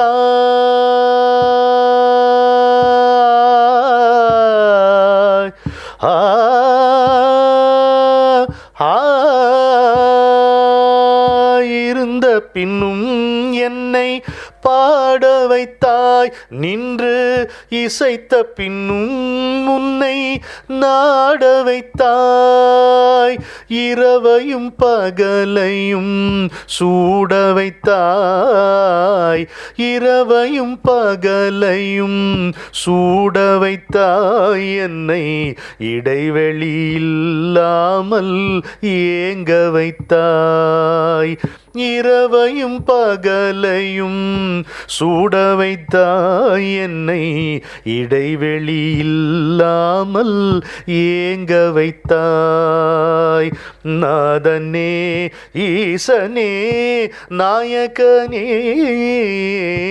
நம்பி உனை நாடி நான் வருவேன். என் வினை உன்னருள் என்ன இது இங்கு, ஏற்றம் இரக்கம் என்பதேது. என் வினை உன்னருள் என்ன இது இங்கு, ஏற்றம் இரக்கம் என்பதேது. உண்மையில் உனக்கொரு இடம் ஏது, என்னை உன்னிடம் சேர்க்கும் தடம் ஏது. நீ இல்லாமல் நான் இல்லை இங்கு, நீ இருந்தாலும் நான் இல்லை. நீ இல்லாமல் நான் இல்லை இங்கு, நீ இருந்தாலும் நான் இல்லை. தெரிந்தும் தெரியாத தேன் துளியே, தெரிந்தும் தெரியாத தேன் துளியே, நான் தீருமுன் நேரில் வா என்னுயிரே. தெரிந்தும் தெரியாத தேன் துளியே, நான் தீருமுன் நேரில் வா என்னுயிரே. நாதனே ஈசனே நாயகனே, நம்பி உனை நாடி நான் வருவேன். நடந்த வழியெல்லாம் நரகம் என்றாலும் நலம் எந்தன் வாழ்வில் கனவு என்றாலும் நம்பி உனை நாடி நான் வருவேன்.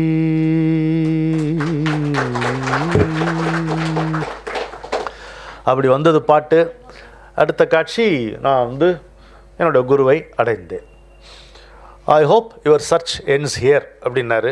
நிஜமாகவே முடிஞ்சு போச்சு. இனிமேல் எனக்கு தேடல் இல்லை, அலைச்சல் இல்லை, பயணம்தான். என்ன கேட்பார் எல்லாரும், உன் குருவை நீ ஒரு குரு கூட இருக்கியே, யாரையோ நம்பி நீ இருக்கியே, இப்படிலாம் எல்லாமே கேட்பாங்க இல்லையா, க்யூரியஸ். அப்போ have you realised yourself அப்படின்னு கேட்பாங்க. இல்லை அப்படிம்பேன். Oh, will you realise yourself? Of course yes, most certainly yes அப்படிம்பேன். எப்போ வேணால் நடக்கும்மே. இன்றைக்கி கூட நடக்கலாம், நாளைக்கே நடக்கலாம், அது தெரியும். Any time, it's any time no. எப்படி அப்படி உறுதியாக சொல்லணும்? 2 காரணம். ஒன்று, அவர் சொன்னார், அதனால் அதை நான் நம்புகிறேன். இன்னொன்று வந்து முடிவு, முக்தி, விடுதலை என்பது என்னுடைய திறமையால், என்னுடைய முயற்சியால் ஒருபோதும் நான் அடைய முடியாது என்பது தெளிவாக தெரிந்து கொண்டேன். ஒரு சின்ன ஒளித்துகள் அளவு இருக்கும் ஆன்மா, அதை இந்த உடம்போடு பிணித்திருக்கின்ற மூட்டை அளவு கர்மா, இதை ஒரு மனிதனால் இதிலிருந்து விடுபட முடியாது. கருணையும் ஆற்றலும் உள்ள ஒரு குரு கத்திரிக்கோளால் அதை மெல்ல கத்திரித்து பற அப்படின்னா நம்ம உயர பறந்து விடுகிறோம். அதுதான், அது எனக்கு தெளிவாக தெரியும். அதனால் ஆச்சு. இப்பொழுது நீ என்ன நிலைமையில் இருக்கிறாய் என்று கேட்டால் தெளிவாக நீங்கள் சொல்லுங்கள். உங்களுக்கு குரு இருக்கும் பட்சத்திலே எரிந்த கயிறு போல் வடிவம் இருக்கிறது, வஸ்து இல்லை. அப்படி காலி பெருங்காய டப்பா, வாசம் இருக்கிறது, வஸ்து இல்லை. அதை சொல்லுங்க. என் குரு என்னை காப்பான் என்கின்ற நம்பிக்கை நமக்கு இருக்க வேண்டும். நம்பிக்கை எதற்கு இருக்க வேண்டும்?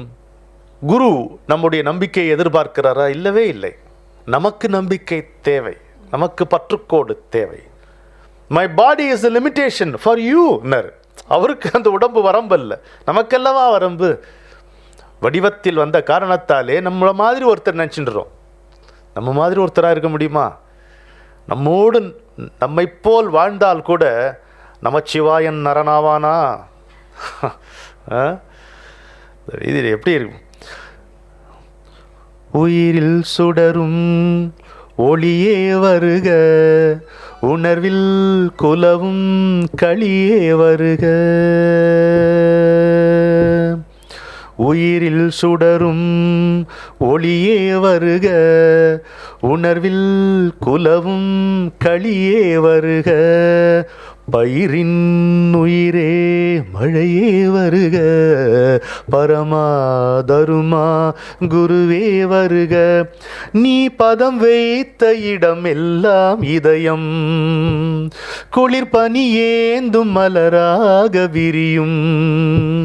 நீ பதம் வைத்த இடம் எல்லாம் இதயம், குளிர் பனி ஏந்தும் மலராக விரியும். என் இதய கமலம் உந்தன் இரு கண் கதிரால் திணறும் இசை நாடும் முடிவே நீ வருக. என் இறைவா தலைவா வருக வருக வருக. உயிரில் சுடரும் ஒளியே வருக, உணர்வில் குலவும் களியே வருக. நதி மீதினில் கொஞ்சம் தலை கோதிடும் தென்றல், நாடும் குளிரே உடனே வருக. நலமும் தினம் வலம் வந்திடும் உனையன் செந்தமிழால் தினம் நனவும் கனவும் பாடும் வருக. எதுவும் பதியாத என் நெஞ்சில் பதியாக வருக. உன்னை பலவாறு பல காலம் புகழ் பாட வருக. சீறி பதரும் கடலில் படகே வருக. என்னை பரிவோடு கரை சேர்க்க வருக வருக வருக. உயிரில் சுடரும் ஒளியே வருக, உணர்வில் குலவும் களியே வருக. உருவாய் வரும் அருவே உயிரில் வளருயிரே, மனிதம் தனில் புனிதம் தரும் மலரடி வருக. சிறுமானுடன் போலே தெருமே விடும் சிவனே, சிறுவன் குடில் பெருகும்படி திருவடி தருக. பல தருமங்களின் புகழே தாயகமே வருக. எந்த தவ வேள்வியும் தாரா தரிசனமே வருக. நிகரேதும் இல்லாத நிஜமே வருக. நேரே சிவனே குருவே வருக. அப்படி வரவேற்று என்னுடைய குருநாதர் என்ன சொல்றார் வாழ்க்கையை பற்றி? குருநாதர் ஒரு 10 நிமிடங்கள் என்னோடு இருங்க. அவர் இப்போ ரமணன் இல்லை, குரு தான் பேசுகிறார். என்ன சொல்றார்? அவர் வந்து அன்பு மயமானவர். அன்புன்னா அவ்வளோ அன்பாக இருக்கும். யார் மேலும் உறவே இல்லாமல் இப்படி எப்படி அன்பு செய்வது, இதெல்லாம் நான் அவர்கிட்ட கற்றுக்கொண்டு. பந்தமே கிடையாது, எல்லாருக்கும் சொந்தம். Not only God is available for all, but all of God is available for everyone. இன்னும் வாசகம் அது. அது ஏன் உனக்கு ஆச்சரியமாக இருக்கு கேட்பாருங்கிட்ட. Oh you like it, you like, yes sir. ஆனால் புரியல. ஏன் புரியல? Loving is living, living is லவ்விங்னார். அப்படி இருக்கணும். அன்பு தான் வாழ்க்கை. அன்பு செய்வதற்காக இறைவனால் இங்கே இறக்கிவிடப்பட்டவர்கள் நாம் என்கின்ற இருமாப்பை நமக்கு இருக்கணும். என்ன வேணா காரி துப்புடா, நான் அன்பாக தான் இருப்பேன் முடிவு பண்ணிட்டா என்ன பண்ணுவ நீ? அவன் என்ன பண்ண முடியும்? என்ன வேணா பிடிக்க முடியுமா? கை நீட்டுறப்போ அடிக்க முடியுமா? என்ன வேணா பண்ணு, மீதி ஏறி மீதி எட்டி உத என்ன வேணா செய், நான் அன்பு தான் செய்வேன் அப்படின்னு என்ன பண்ண முடியும்? Living is loving, loving is living அப்படின்னாரு. இன்னொன்று சொன்னார், எங்கே அன்பு இருக்கிறதோ அங்கே தியாகம் பின்தொடரும். Where there is love there shall be sacrifice. அப்படி இல்லைன்னா அது அன்பு இல்லை. எதிர்பார்ப்பு இருக்குமானால் அது அன்பு அல்ல, வியாபாரம். It becomes a trade. இதெல்லாம் அவர்கிட்ட தான். இன்னொன்று, எப்படி நீங்கள் இவ்வளோ உற்சாகமாக இருக்கீங்க கேட்டால் அவர் சொல்லுவார், love never tires, attachment tires. அன்பில் களைப்பே வராது, இந்த பந்தத்தில் தான் களைப்பு வருகிறது அப்படின்னு சொன்னார். எல்லாருக்குமே உள்ள அன்பில் தான் நம்ம செய்யப்பட்டு வச்சுருக்கோம். இது அப்படியே திருவள்ளுவருடைய அன்புடைமை அதிகாரம் அப்படியே இருக்கு அவர் சொன்ன இந்த வாசகத்தில். எனக்கு வள்ளுவருடைய அன்புடைமை அதிகாரம் ஏன் இங்கே குறிப்பிடுகிறேன் அப்படின்னு கேட்டேன்னா, அன்பு என்பதை நம்மால் எப்போ புரிந்து கொள்கிறோம் தெரியுமா? நம்ம என்ன நினச்சிட்டு இருக்கோம், நம் மீது யாராவது அன்பு செலுத்தும் போது தெரிந்து கொள்கிறோம். வள்ளுவர் ஒப்புக்கல. நீ அன்பை வெளிப்படுத்தும் போது தான் நீ புரிஞ்சிக்க முடியும் அன்பாங்கிறார். என்ன அது? எனக்கு எவ்வளோ நீங்கள் அதை சைக்கலாஜிக்கல் சொல்லுங்கள், ஸ்பிரிச்சுவல் சொல்லுங்கள், லிட்ரேச்சர் அது எனக்கு தெரிஞ்ச உலகத்தில் யாரும் அப்படி சொல்லலை. அன்பை வெளிப்படுத்துவதன் மூலம்தான் நீ அன்பிலே நெய்யப்பட்டிருக்கிறாய் என்பதை புரிந்து கொள்ள முடியும். அதன் மூலம்தான் இந்த படைப்பு என்பதே அன்பு. அன்பு அருள் எனும் அன்பு ஈன் குழவின்றார்ல, அருள் என்பதே அன்பு ஈன்ற குழவின்றார, குழந்தைங்கிறார. அது நம்மால் புரிந்து கொள்ள முடியும். ஒரு கர்ப்பத்தில் இருக்கக்கூடிய அந்த குழந்தை எப்படி வளர்கிறது சொல்றார். தாய் உண்ணுகின்ற உணவு, அவள் உட்கொள்ளுகின்ற மருந்து ஒருபோதும் இல்லைங்க. தான் இன்னும் பார்க்காத அந்த குழந்தையின் மேல் தன் உயிரையே வைத்திருக்கிறாள் அல்லவா, அதனால தான் அந்த குழந்தை வளர்கிறதுன்னு. அப்படி இருக்கணும் அந்த மாதிரி. அப்போது கடவுளை பற்றி டக்கு டக்குன்னு எவ்வளோ மாற்றி கேள்வி கேட்டே இருப்பார், சளைக்காமல் அவரும் பதில் சொல்லிட்டே இருப்பார். எல்லாம் கேஷுவல் கான்வர்சேஷனில் ஒரு கப் ஆஃப் காஃபி, ஏதாவது ஒரு ஸ்மால் ஸ்நாக்ஸ், அப்புறம் கடைசியில் சாப்பிடுவோம். அவர் கோயிலுக்கு போவார், நான் அவர் கிச்சனுக்கு போய் சாப்பிட்ருவேன். அவங்க கோயிலுக்கு போகிறது தான் முறை. அந்த மாதிரி இருப்போம். அவர் கேட்போம், ஒரு இவ்வளோ ஃபார்ம்ஸ் இருக்கே, எப்படி இது ஒரு நம்ம வேதாந்தம் எப்படி இருக்கேன்ட்டு ஏன் அப்படிலாம் குழப்பற சொல்கிறார். ஒன்று, ஒரே ஒரு வடிவத்துக்கிட்ட எல்லாத்தையும் கேளு, இல்லை எல்லா வடிவங்கள்ட்டையும் ஒரே விஷயத்தை கேளுப்பார். எவ்வளோ நல்லா இருக்கு பாருங்க. ஒன்று, ஒரே ஒரு வடிவம், ஒரே ஒரு ஃபார்ம், நீ அம்பிகை ஏதோ வச்சு எல்லாத்தையும் கேளு, குண்டூசிலேருந்து மோட்சம் வரைக்கும் அதை கேளு. இல்லை எங்கே ஒன்றா போ, எல்லா கடவுளையும் புதுசாக வேறு சிருஷ்டி பண்ணி வச்சுக்கிறோம்ல, இப்போ அதில் எல்லாத்தையும் பண்ணி வச்சுக்கோ. ஒரே விஷயத்தை கேளு, விடுதலை மட்டும் கேளு, முக்தியை மட்டும் கேளு. ஒரே விஷயம் தான் ரெண்டும். என்ன ஒரு ஏதோ விவரமாக சொன்னோடனே நம்ம இதுவாகிடுறோம். சரி, என்ன சொல்கிறாரு இந்த பாருங்க. ஒரு நாள் நீ செய்கின்ற பிரார்த்தனை உன்னுடைய வாழ்நாள் துயரங்களை எல்லாம் நீக்க போதுமானதுங்கிறார். ஒரு நாள் நீ செய்யக்கூடிய பிரார்த்தனையுடைய பலம் அதுக்கு முன்னால் உன்னுடைய வாழ்நாளுடைய துயரங்கள்லாம் அதுக்கு சமானமாகாது அப்படிங்கிறார். நம்பிக்கை வேணும் நமக்காகத்தான். நம்முடைய நம்பிக்கைனால என்ன வருகிறது அது தெரிஞ்சுக்கணும்ல. ஃபெய்த்தில் என்ன வருகிறதுன்னு கேட்டால், ஒரு அளவிட முடியாத ஆனந்தம் கிடைக்கிறது நம்பிக்கைனால் தானே. குழந்தை ஏன் அவ்வளோ ஆனந்தமாக இருக்கு அம்மா பக்கத்தில்? நம்பிக்கை. வேற அது காஞ்சி பெரியவர் அற்புதமாக ஒரு வார்த்தை இதுக்கு சொல்லுவார். அந்த ஒரு குழந்தை அது அம்மாட்டே இருக்கு, அவள்கிட்ட விளையாடிட்டு இருக்கு. அந்த அம்மா கண்ணங்கரேன்னு இருப்பாங்களாம், பல்லு நீண்டிருக்கும், கண்ணாடி போட்டிருக்கும், பார்க்கவே நல்லா இருக்க மாட்டாளாம் அந்த அம்மா. அப்போ யாரோ ஒரு உறவினர் வராங்க, இன்னொரு பெண்மணி வராங்க. அந்த பெண்மணி அழகாக இருக்காங்க, நல்லா இருக்க, பார்க்க அவ்வளோ லட்சணமாக இருக்காங்க. இந்த குழந்தை அந்த அழகாக இருக்கிற பெண்மணியை பார்த்து பயந்து போய் அம்மாவை கட்டிக்குதான். இதுக்கு என்ன சொல்கிறேன் பேர்? அப்போது அவர் சொல்கிறார், அன்பு தான் அழகு. எங்கிருந்து நமக்கு அன்பு வருகிறதோ அந்த வடிவம் அழகாக தெரிகிறதுங்கிறார். என்ன அழகான வார்த்தையா! எங்கிருந்து நமக்கு அன்பு வருகிறதோ அந்த வடிவம் தான் அழகாக தெரிகிறது அப்படிங்கிறார். அதனால தான் அம்மா அழகு. இந்த உலகத்திலே பேரழகி யாருன்னு கேட்டால் உங்கள் அம்மா தான். அம்மாவோட ஒரு அழகி இருக்க முடியாது இல்லையா? அதனால தான் இந்த உலகத்திலேயே அழகான நாடு எதுன்னு கேட்டால் நம்மள் தான் இல்லையா? சாரே ஜஹான் சே அச்சா மட்டும் சொல்கிறீங்களே, பாருக்குள்ளே நல்ல நாடு. அதுக்கு முன்னாடியே பாடினானே, பாருக்குள்ளே நல்ல நாடு எங்கள் பாரத நாடு. அதை யாரும் சொல்ல மாட்டேன்றீங்க. இப்போது கடவுளுக்கு உனக்கு என்ன கொடுக்கணுங்கிறது தெரியும். ஆனால் ஒன்றை வச்சுக்கிட்டு என்ன சொல்கிறது தெரியுமா, you should be frugal with your self and liberal towards others. அப்படி இருந்தியானா கடவுள் உனக்கு சரியாக கொடுப்பான்றார். உங்கள்கிட்ட நீ ஒன் விஷயத்தில் சிக்கனமாரு, அடுத்தவங்கள்ட்ட தாராளமாரு, அப்போ கடவுள் சரியாக கொடுப்பாரு. அழகாக சொல்கிறார் பார். உன்னுடைய வலிமையில் உனக்கு ஃபெய்த் இருந்ததுன்னா அது சரியில்லை. ஆனால் உன்னுடைய வலிமையில் have confidence in your strength, in his strength and faith in the Lord. அப்போ தான் சரியாக இருக்கும். அவருடைய வலிமையை நம்பணும், அவருடைய வன்மையை நம்பணும், அப்போ எல்லாம் சரியாக வரும். அப்போ நான் உன்னை குறுக்கிட்டு கேட்டேன் அவரை, ஏன் குருஜி உங்ககிட்ட ஃபெய்த் இல்லைன்னா அப்புறம் எப்படி என்ன கேட்டேன். நான் ஏதோ அடிபட்டு வந்தோம் ரூட்டு, அப்போ இருந்த அந்த நம்பிக்கை இப்போ இல்லை. I am not fresh anymore, I am not capable of implicit faith anymore அப்படின்னு. அது என்ன word, that's no big deal. அதனால சொல்கிறாரு, your faith is not insisted here because the entire thing is an inner process. That is exactly why when faith is demonstrated, it is not recognized. ஆமாம், உன்னுடைய நம்பிக்கை இந்த இங்கே நடக்கிறது உள்ள நடக்குது. உன் பேச்சு நீ கேட்குற, நான் சொல்கிறேன் அதுவா, அதுக்கு இடையில் நடப்பது நமக்குள்ளே ஊடுருவி குருநாதர் செய்ய வேண்டிய வேலைகளை செய்கிறார். நம்ம ஃபெய்த் எங்கே வந்தது இதில்? அதனால தான் குருவே நான் உன்னை நம்புகிறேன் அப்படின்ட்டு போயிடுவார். அது பற்றி பெருசாக ஒன்றும் கிடையாது. நம்முடைய நம்பிக்கை நமக்கு மட்டுமே தேவைப்படுகிறது, அவருக்கு தேவைப்படவில்லை.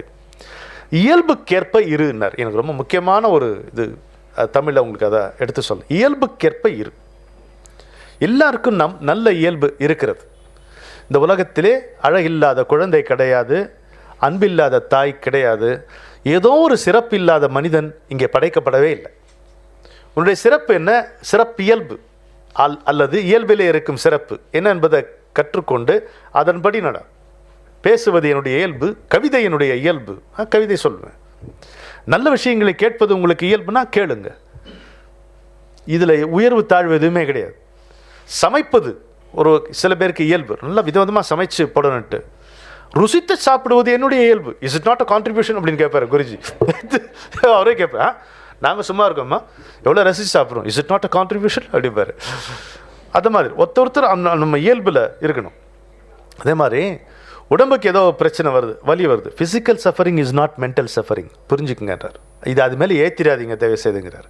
Physical suffering is not mental suffering. ஏன் தெரியுமா?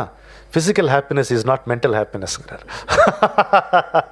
அது ஷேர் வரடி இது சொல்லுவாங்க, யார் வேணால் சொல்லிடலாம். அடுத்தது, physical happiness is not mental happiness. Mind is more important to a man than his body. மனசு தான் மனனம் செய்பவன் மனிதன் இல்லையா, நினைப்பு இருக்கிறவன் மனிதன்.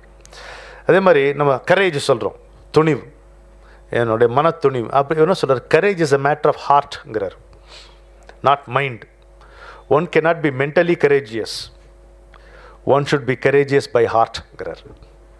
அப்போது மனம் சிந்தனை எண்ணம் எல்லாம் இருக்கக்கூடிய அதுக்கு மேலே ஒரு தளம் இருக்குது, அங்கே இருக்கணும் துணிச்சல்ங்கிறது. இப்போது ஒரு விஷயம் ஒருத்தர் நம்ம பேசும் பொழுது மனசிலிருந்து பேசாதீங்க, புத்தியிலிருந்து பேசாதீங்க, அதுக்கு பின்னால் இருக்கக்கூடிய சித்தத்திலிருந்து பேசு. Speak from your consciousness, not from your mind or buddhi அப்படிங்கிறார். ஏன்னா மைண்ட் அலைப்பாயக்கூடியது, எண்ணமயமானது, புத்தி எடை போடக்கூடியது. இது ரெண்டும் இல்லாமல் ஒன்று இருக்கிறது, தெள்ள தெளிவாக கண்ணாடியாக ஒன்று இருக்கிறது, அது கான்ஷியஸ்னஸ், அதாவது சித்தம் என்று சொல்வார்கள். சித்தத்திலிருந்து பேசுக, சித்தத்திலிருந்து பாடுக, அதற்கு மேலே சித்தத்திலிருந்து கேட்க பழகுக. உடம்பு மொத்தத்தையும் ஒற்றை செவியாக்கி உற்று கேட்டான் வேணான். உடம்பு முழுவதையும் ஒற்றை செவியாக்கி உற்று கேட்டான். அவனுக்கு குருவின் வாசகம் தெளிவாக புரியும். அப்படி வச்சுக்கணும். பாரத பண்பாடு, 4 கருத்தை மட்டும் சொல்லி நிறைவு செய்துக்கிறேன். பாரத பண்பாடு, இந்த நாகரிகம் சொல்கிறோம் இல்லையா, சிவிலைசேஷன், இங்கே அதுக்கு பொருள் வேற அப்படின்னு சொல்கிறார் அவர். இங்கே பாரத நாட்டில் நாகரிகம் என்ற சொல்லுக்கு என்ன பொருள்னா அடுத்த மனிதன் மீது அக்கறையினர், concern for the welfare of others. அடுத்த மனிதர்கள் மீது, சக மனிதர்கள் மீது அக்கறை கொள்வது தான் பாரத தேசத்தினுடைய நாகரிகம் அப்படின்ட்டு. அதுதான் நீ அடுத்த மனிதனை எப்படி நடத்துகிறாய் என்பதுதான் அளவுகோலாக அப்போதிலிருந்து இருந்து வந்து கொண்டு இருக்கிறது. நீ அன்பாக இருக்கிறாயா, கருணையோடு இருக்கிறாயா, பகிர்ந்து கொள்ளுகிறாயா, பச்சாதாபப்படுகிறாயா, அவனுடைய வாழ்க்கையிலே கலந்து கொள்கிறாயா, அதுதான் நாகரிகம். அதுதான் சொல்ல buildings and potteries are not civilisation. அது மொத்தம் அவ்வளோதான், கல்ச்சர் வேறு. நோ, அதுதான் well laid out towns and beautiful palaces alone are not civilisation. The most important contents of civilization are humaneness, morality, religion and spirituality in the ascending order, and then to the ultimate Brahman. இது அவருடைய வாசகமே, நான் எழுதி கொண்டு வந்தது. அந்த மாதிரி ரொம்ப பாக்யவான் கூட முழுக்க முழுக்க சந்தோஷமாக இல்லை, ரொம்ப அனாதையாக இருக்கிறவங்க கூட முழுக்க முழுக்க துக்கத்தில் இல்லை, அதை புரிஞ்சுக்கின்றார் இல்லையா? எல்லாருக்கும் ஒரு சிரிப்பு எவனுக்கும் இருக்கு. இந்த இதில் பார்த்துருக்கேன், ஒரு மாடு மேய்க்கிற இந்த இடையர்கள் இருப்பாங்க, சிறுவர்கள் இருக்காங்கள்ல, அது மாதிரி ஒரு பிரைட் ஸ்மைல் நீங்கள் பார்க்கவே முடியாது. அதோட என்னென்னா, அதுக்கு அந்த ஒரு லஞ்ச் டைம் வச்சிங்களேன், அவனுக்கு என்ன கிடைக்குமோ அதை சாப்பிட்டுட்டு அந்த மரத்தடியில் அப்படி அழகாக படுத்துக்குவான். இந்த சும்மாடு இருக்கிற இந்த தலைப்பா இருக்குல்ல, அதுதான் அப்படி வச்சுட்டு கை வச்சுட்டு படுத்துக்குவான். இந்த மாடெல்லாம் மேய்து இதுக்கு என்ன ஆகுமோ இந்த பயம் நமக்கு இருக்கு, அவனுக்கு இருக்காது. ஏதோ ஒரு உணர்வு இவனுக்கு அவனுக்கும் அந்த மாடுகளுக்கும் கட்டி போட்டிருக்கு. அவன் படுத்த உடனே அவன் தூங்குவான் பாருங்க, பொறாமையாக இருக்கும். இந்த பழைய சினிமாவில் ஒரு பாட்டு வரும், பாய் விரித்து படுத்தவனோ வாய் திறந்து தூங்குகிறான், பஞ்சனையில் நான் படுத்தும் நெஞ்சிலோ அமைதி இல்லை, வண்ணமுத்து மண்டபமும் வைரநகை பஞ்சனையும் உன்னிடத்தில் நான் தருவேன், நிம்மதியை நீ தருவாய்ப்பான். அது மாதிரி அப்படி அழகாக அமைகிறது. அதே மாதிரி ரொம்ப சாம்ராஜ்யங்களை எல்லாம் வென்ற சக்கரவர்த்திகள் இருக்காங்க இல்லையா, அது ரொம்ப அழகான உதாரணம் சொல்லுவேன். எத்தனையோ சாம்ராஜ்யங்களை வென்று எவ்வளோ பவர்ஃபுல்லாக இருக்கக்கூடிய சக்கரவர்த்தி ஒரு காலத்தில் அவனுடைய அம்மாவால் தோளில் சுமக்கப்பட்டவன் தான். அவனை நடக்கக்கூட தெரியாது, தோளில் சுமக்கப்பட்டவன் தான். எப்பேற்பட்ட சக்கரவர்த்தி ஆனாலும் அவன் போன பிறகு இன்னும் 4 பேர் அவனை சுமந்து தான் போவாங்க. அவ்வளோதான். எப்பொழுதும் யாராலாவது நம்ம சுமக்கப்படுகிறோம், அதை புரிந்து கொள்ளும். அப்போ எவ்வளோக்களோ நம்ம சுமை குறைவாக இருக்கிறோமோ அதுதான் ஒரு நம்முடைய மனித நாகரிகத்துக்கு அது அடையாளமாக இருக்கும். தவம் செய்யணுங்கிறார். செய்க தவம் நெஞ்சே தவம் செய்தால் எய்த விரும்பியன எய்தலாம்ங்கிறார். என்ன தவம்? சைலண்ட், நான் ஆக்டிவ், பேஷண்ட், வெயிட்டிங் அப்படிம்பார். கண்ணை அகல திறந்து கொண்டு காத்திருப்பதே கடுந்தவம். அதுக்கு அடுத்த வரி சொல்லட்டுமா? மின்னல் அடித்த அதிர்ச்சியில் நெஞ்சை மீறுவது தான் கவிதை வடிவம். ஆமாம், கண்ணைகள் எதற்காக தவம் செய்கிறோம் அப்படியே காத்து. ரிசல்ட்லெஸ் டைனமிசம் அப்படிம்பார். தபஸ் அப்படி இருக்கணும், அந்த தவத்தில் இருக்கணும். எந்த விதமான விளைவும் இல்லாத ஒரு விசைப்பு, ரிசல்ட்லெஸ் டைனமிசம், அந்த தபஸில் நம்ம இருக்கணும். எல்லாமே மனிதர்கள் பெரிய பெரிய விஷயங்களெல்லாம் அவர்கள் சாதித்தது தனிமையில் தான். சொல்லுவார், தனியாக சமைக்கணும், 4 பேரோட சாப்பிடணும்னு. தனியாக கவிதை எழுதணும், கும்பலை கூட்டி வச்சு கவிதை எழுத முடியுமா? சொல்லணும், அப்புறம் கூட்டத்தை கூட்டி கவிதை சொல்லணும், பாட்டு பாடணும். அப்படி ஒரு முறை நான் எனக்கு ஒரு ஆசனம் பண்ணி கொடுத்தார், பழக்கினார். என்ன முதுகு வலி, எனக்கு சர்ஜரி ஆகி பிரயோஜனம் இல்லாமல் வந்தது. மத்ஸ்யாசன் இப்படி பண்ணலாம் பண்ணார். நான் சரியாக செய்கிறேன்னா பாருங்க நீங்கள் என்ன. சரி வான்ட்டு உள்ள டர்ன்னு கூட்டு ஒரு பாய் அவரே விரித்து போட்டு பண்ணார். நான் பத்மாசனம் போட்டு பின்னால் போகிறேன். ஒரு கால் திரிவிக்ரம அவதாரம் மாதிரி மேலே இருக்குது, ஒரு கால் கீழே இருக்குது பூமியில். அவர் சிரித்து அவர் ஃபிங்கரால் இந்த தொடையை அழுத்துறார். I want this fellow to go down அப்படின்னாரு. நான் ஒன்று pay attention, keep the intention, don't create tension அப்படின்னாரு. எனக்கு இன்னும் அது நல்ல ஞாபகம் இருக்குது. அப்படி இந்த பாருங்க, இது நுணுக்கமாக ஒரு வார்த்தை, தயவுசெய்து வீட்டுக்கு எடுத்துகிட்டு போங்க. The time is the same any time, you have not been the same any time. எப்போதும் காலம் ஒன்றாகத்தான் இருக்கிறது, ஒரே மாதிரியாகத்தான் இருக்கிறது, ஆனால் நீ ஒருபோதும் ஒரே மாதிரியாக இல்லை. அப்படி ஸோ குருவை கேட்குறேன் நான், ஒரு சின்ன கான்வர்சேஷன். சரி ஐயா, ஒரு பயணம் துவங்குகிறது, அலைச்சல், தேடல், அப்புறம் பயணம். அந்த பயணம் எப்போது துவங்குகிறது? உன் குருவை நீ சந்தித்த உடனே அப்படிங்கிறார். அப்படியா? அப்போனா நான் என்ன செய்ய வேண்டும்? அதை பற்றி நான் என்ன செய்ய வேண்டும்? நீ எதுவும் செய்ய தேவையில்லை, நீ எதுவும் செய்யக்கூடாது, உன்னால் எதுவும் செய்யவும் முடியாது அப்படிங்கிறாரு. அந்த பயணத்தை பொறுத்த மட்டும் நம்ம இது ரொம்ப சாதாரணமான உதாரணம் எடுத்துக்கிட்டா விளங்கும். ட்ரெயினில் டிக்கெட்டு வாங்கி கொடுத்துட்டாங்க சார், ஏறி உக்காந்துட்டீங்க. நீங்கள் அந்த உங்களுடைய இலக்கை அடைவதற்கு நீங்கள் எதாவது செய்யணுமா? கொஞ்சம் சொல்லுங்க. செய்ய முடியுமா? முடியாது. அந்த வண்டியை விட வேகமாக போக முடியுமா? இறங்கி அதை விட துரத்திட்டு ஓடுவீங்களா வேகமாக? முடியாது இல்லையா? இதை ரமண மகர்ஷி உதாரணம் சொல்லுவேன். இல்லை, சுமந்துட்டு வந்தேன் இல்லைங்கல்ல, ட்ரெயினில் ஏறிட்டேன், அதான் ஒரு பலகையை போட்டிருக்கான்ல, அங்கே இறக்கி வச்சுட்டு காலை நீட்டி படுத்துக்க வேண்டியது தானே. ஏன்னா குறுக்கு நடுக்க அலைஞ்சிட்டு இருக்க, சுமையை வேற தூக்கிட்டும் பேர் இல்லையா? நீ எந்த வாகனத்தில் இருக்கிறாயோ அது உன்னை இலக்குக்கு நிச்சயமாக அழைத்து செல்லக்கூடிய வாகனம் என்று தெரிந்த பின்னும் அதை விட வேகமாக செல்லுகின்ற முயற்சியில் எதற்கு ஈடுபடுகிறாய்? நீ ஒன்றும் செய்யாதே, நீ ஒன்றும் செய்ய கூடாது, உன்னால் ஒன்றும் செய்ய முடியாது என்பதுக்கு இதுதான் பொருள். அவ்வளோதான். சரியா? சரி, குறைஞ்சபட்சம் ஏதாவது ஒரு குவாலிட்டி, ஏதாவது ஒரு தன்மையை பயிலணும்ல, நான் பயின்று கொள்ள வேண்டும், அதையாவது சொல்லலாம்ல அப்படின்னு. அப்படியா? சாமானியமாக இரு, ஒரு சாதாரண மனிதனாக இரு. எதற்கு பறக்க வேண்டும்? அழகாய் நடந்து செல்லலாமே அப்படின்றார். அழகாய் நடந்து செல்லலாம். பணிவான, எளிமையான, இனிமையான மனிதனாக இருந்தாலே போதுமானது. பதறாமைதான் ஞானத்தின் அளவுகோல்ங்கிறார். தி யார்ட்ஸ்டிக் ஆஃப் ஞானா இஸ் இம்பர்டபிலிட்டி. பதறாமைதான் ஞானத்தினுடைய அளவுகோல். சாமானியமாக இருப்பது தான் ஆன்மீகத்தின் அடையாளம். அப்போது சாதாரணமாக ஒரு மனுஷனாக இருந்தால் போதுன்றீங்களா ஐயா அப்படின்னு கேட்ட, போதுமே. உண்பதிலிருந்து உடுப்பதிலிருந்து தியானத்திற்கு உட்கார்வது வரை எல்லாவற்றையும் தினசரி வாழ்க்கையினுடைய நடவடிக்கைகளாக வைத்துக் கொள்ளுங்கள், அவ்வளோதான். தியானத்தை தனியாக வைக்காதங்கிறார். தியானம் செய்கிறேன் அந்த வரவே வேணாம். நான் இன்று பல் தேய்த்தேன் வந்து எவனா சொல்லுவானா? தேய்ச்சிட்டு வரணும், அவ்வளோதான். தேய்க்கலைன்னா தெரிஞ்சிடும், அவ்வளோதானே. அது மாதிரி இன்றைக்கு நான் 8 இட்லி இதெல்லாம் வந்து சொல்லிட்டு இருப்பாங்களா? அது மாதிரி இந்த தியானம் என்பதையும் டெய்லி சோர்ஸ் ஆஃப் லைஃப், அன்றாட உங்களுடைய தினசரி நடவடிக்கைகளை ஒன்றாக சேர்த்துட்டு டோன்ட் நோட்டீஸ் இட்டுங்கிறார்.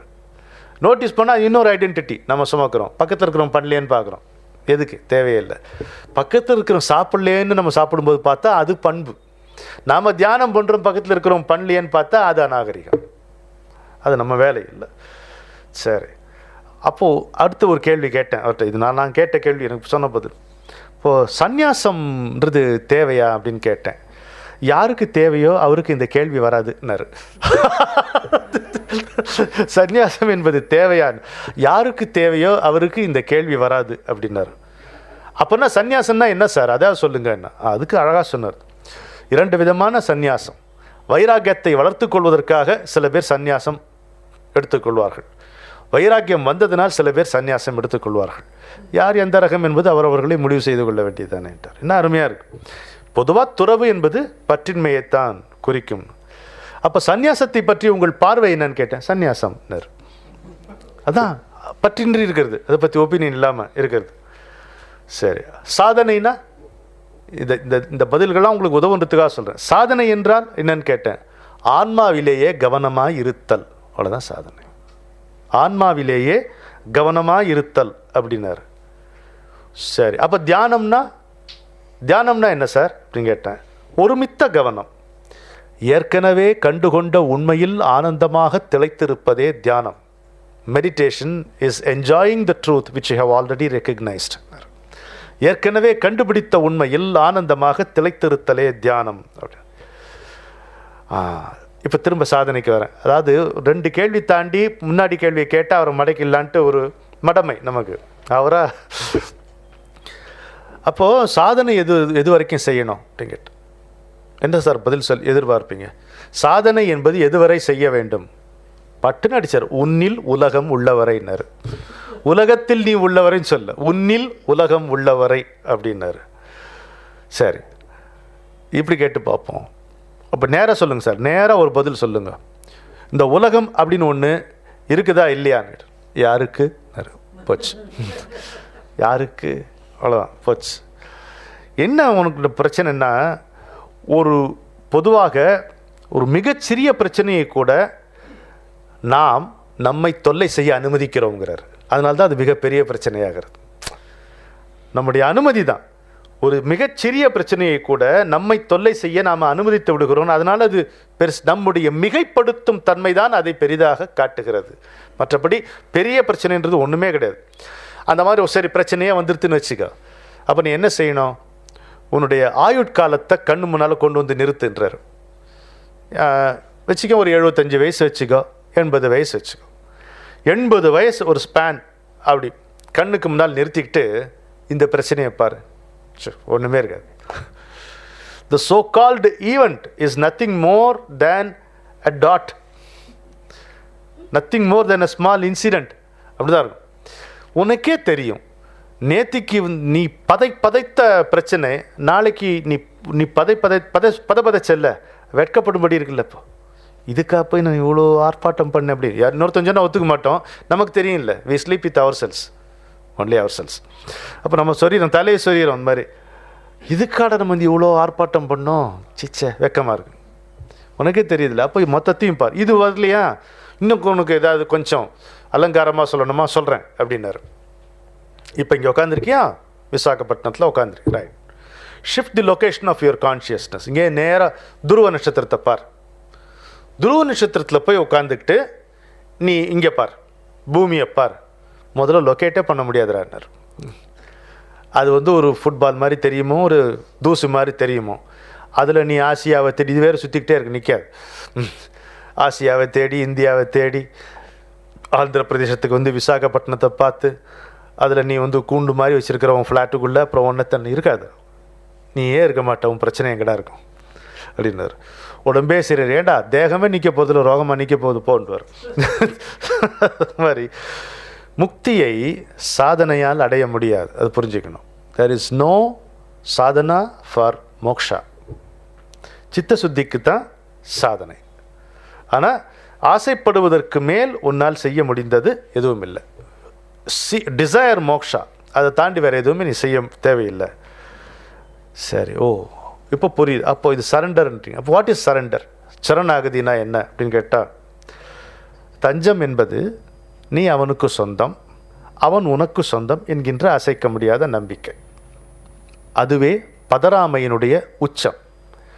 அழிந்து போவதற்கு தயாராக இருத்தல். நான் என்ன பண்ணேன், அழிந்து போவதற்கு தயாராக இருத்தல். எதிர்பார்ப்புகள் எதுவுமே இல்லாத பக்குவம், ஆதாரம் இல்லாத அஞ்சாமை. தஞ்சம் என்பதே சேர வேண்டிய இடம்.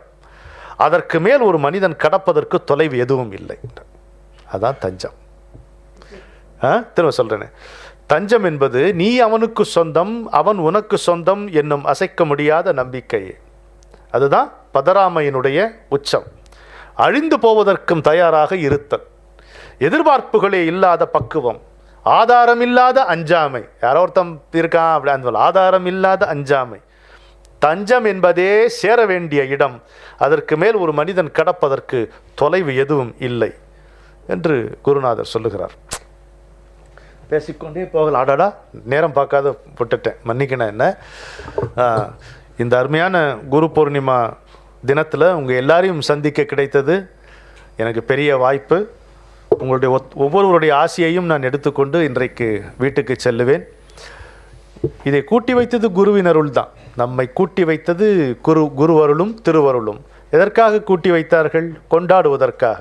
எதை கொண்டாடுவதற்காக? வாழ்க்கையை கொண்டாடுவதற்காக. வாழ்க்கையை எப்படி கொண்டாடுவீர்கள்? இந்த தேசத்தை தெய்வம் என்று மதிக்க கற்றுக்கொள்ளுங்கள். சக மனிதர்கள் எல்லாம் நாம் இப்பொழுது சந்தித்து பழகிக்கொள்கிறோம் என்று நினைக்காதீர்கள். முன்பு பழகியதால் இப்பொழுது சந்திக்கிறோம் என்பதை புரிந்து கொள்ளுங்கள். அவ்வளோதான். சந்தித்து பழகுகிறோம் என்று நினைக்காதீர்கள். முன்பே பழகியதால் இப்பொழுது சந்திக்கிறோம் என்பதை நினைவில் கொள்ளுங்கள். யாரும் யாருக்கும் இளைத்தவர்களும் இல்லை, சளைத்தவர்களும் இல்லை, உயர்வும் இல்லை, தாழ்வும் இல்லை. இருப்பது இந்த வாய்ப்பு, ஒப்பற்ற வாய்ப்பு. இதை வாழ்வாங்கு வாழுவோம். அவர் சொன்ன வாசகம், The cup of life is before you. It is full to the brim. Lift it gently, sip it slowly and drink it fully. Sri Gurubhyo Namaha.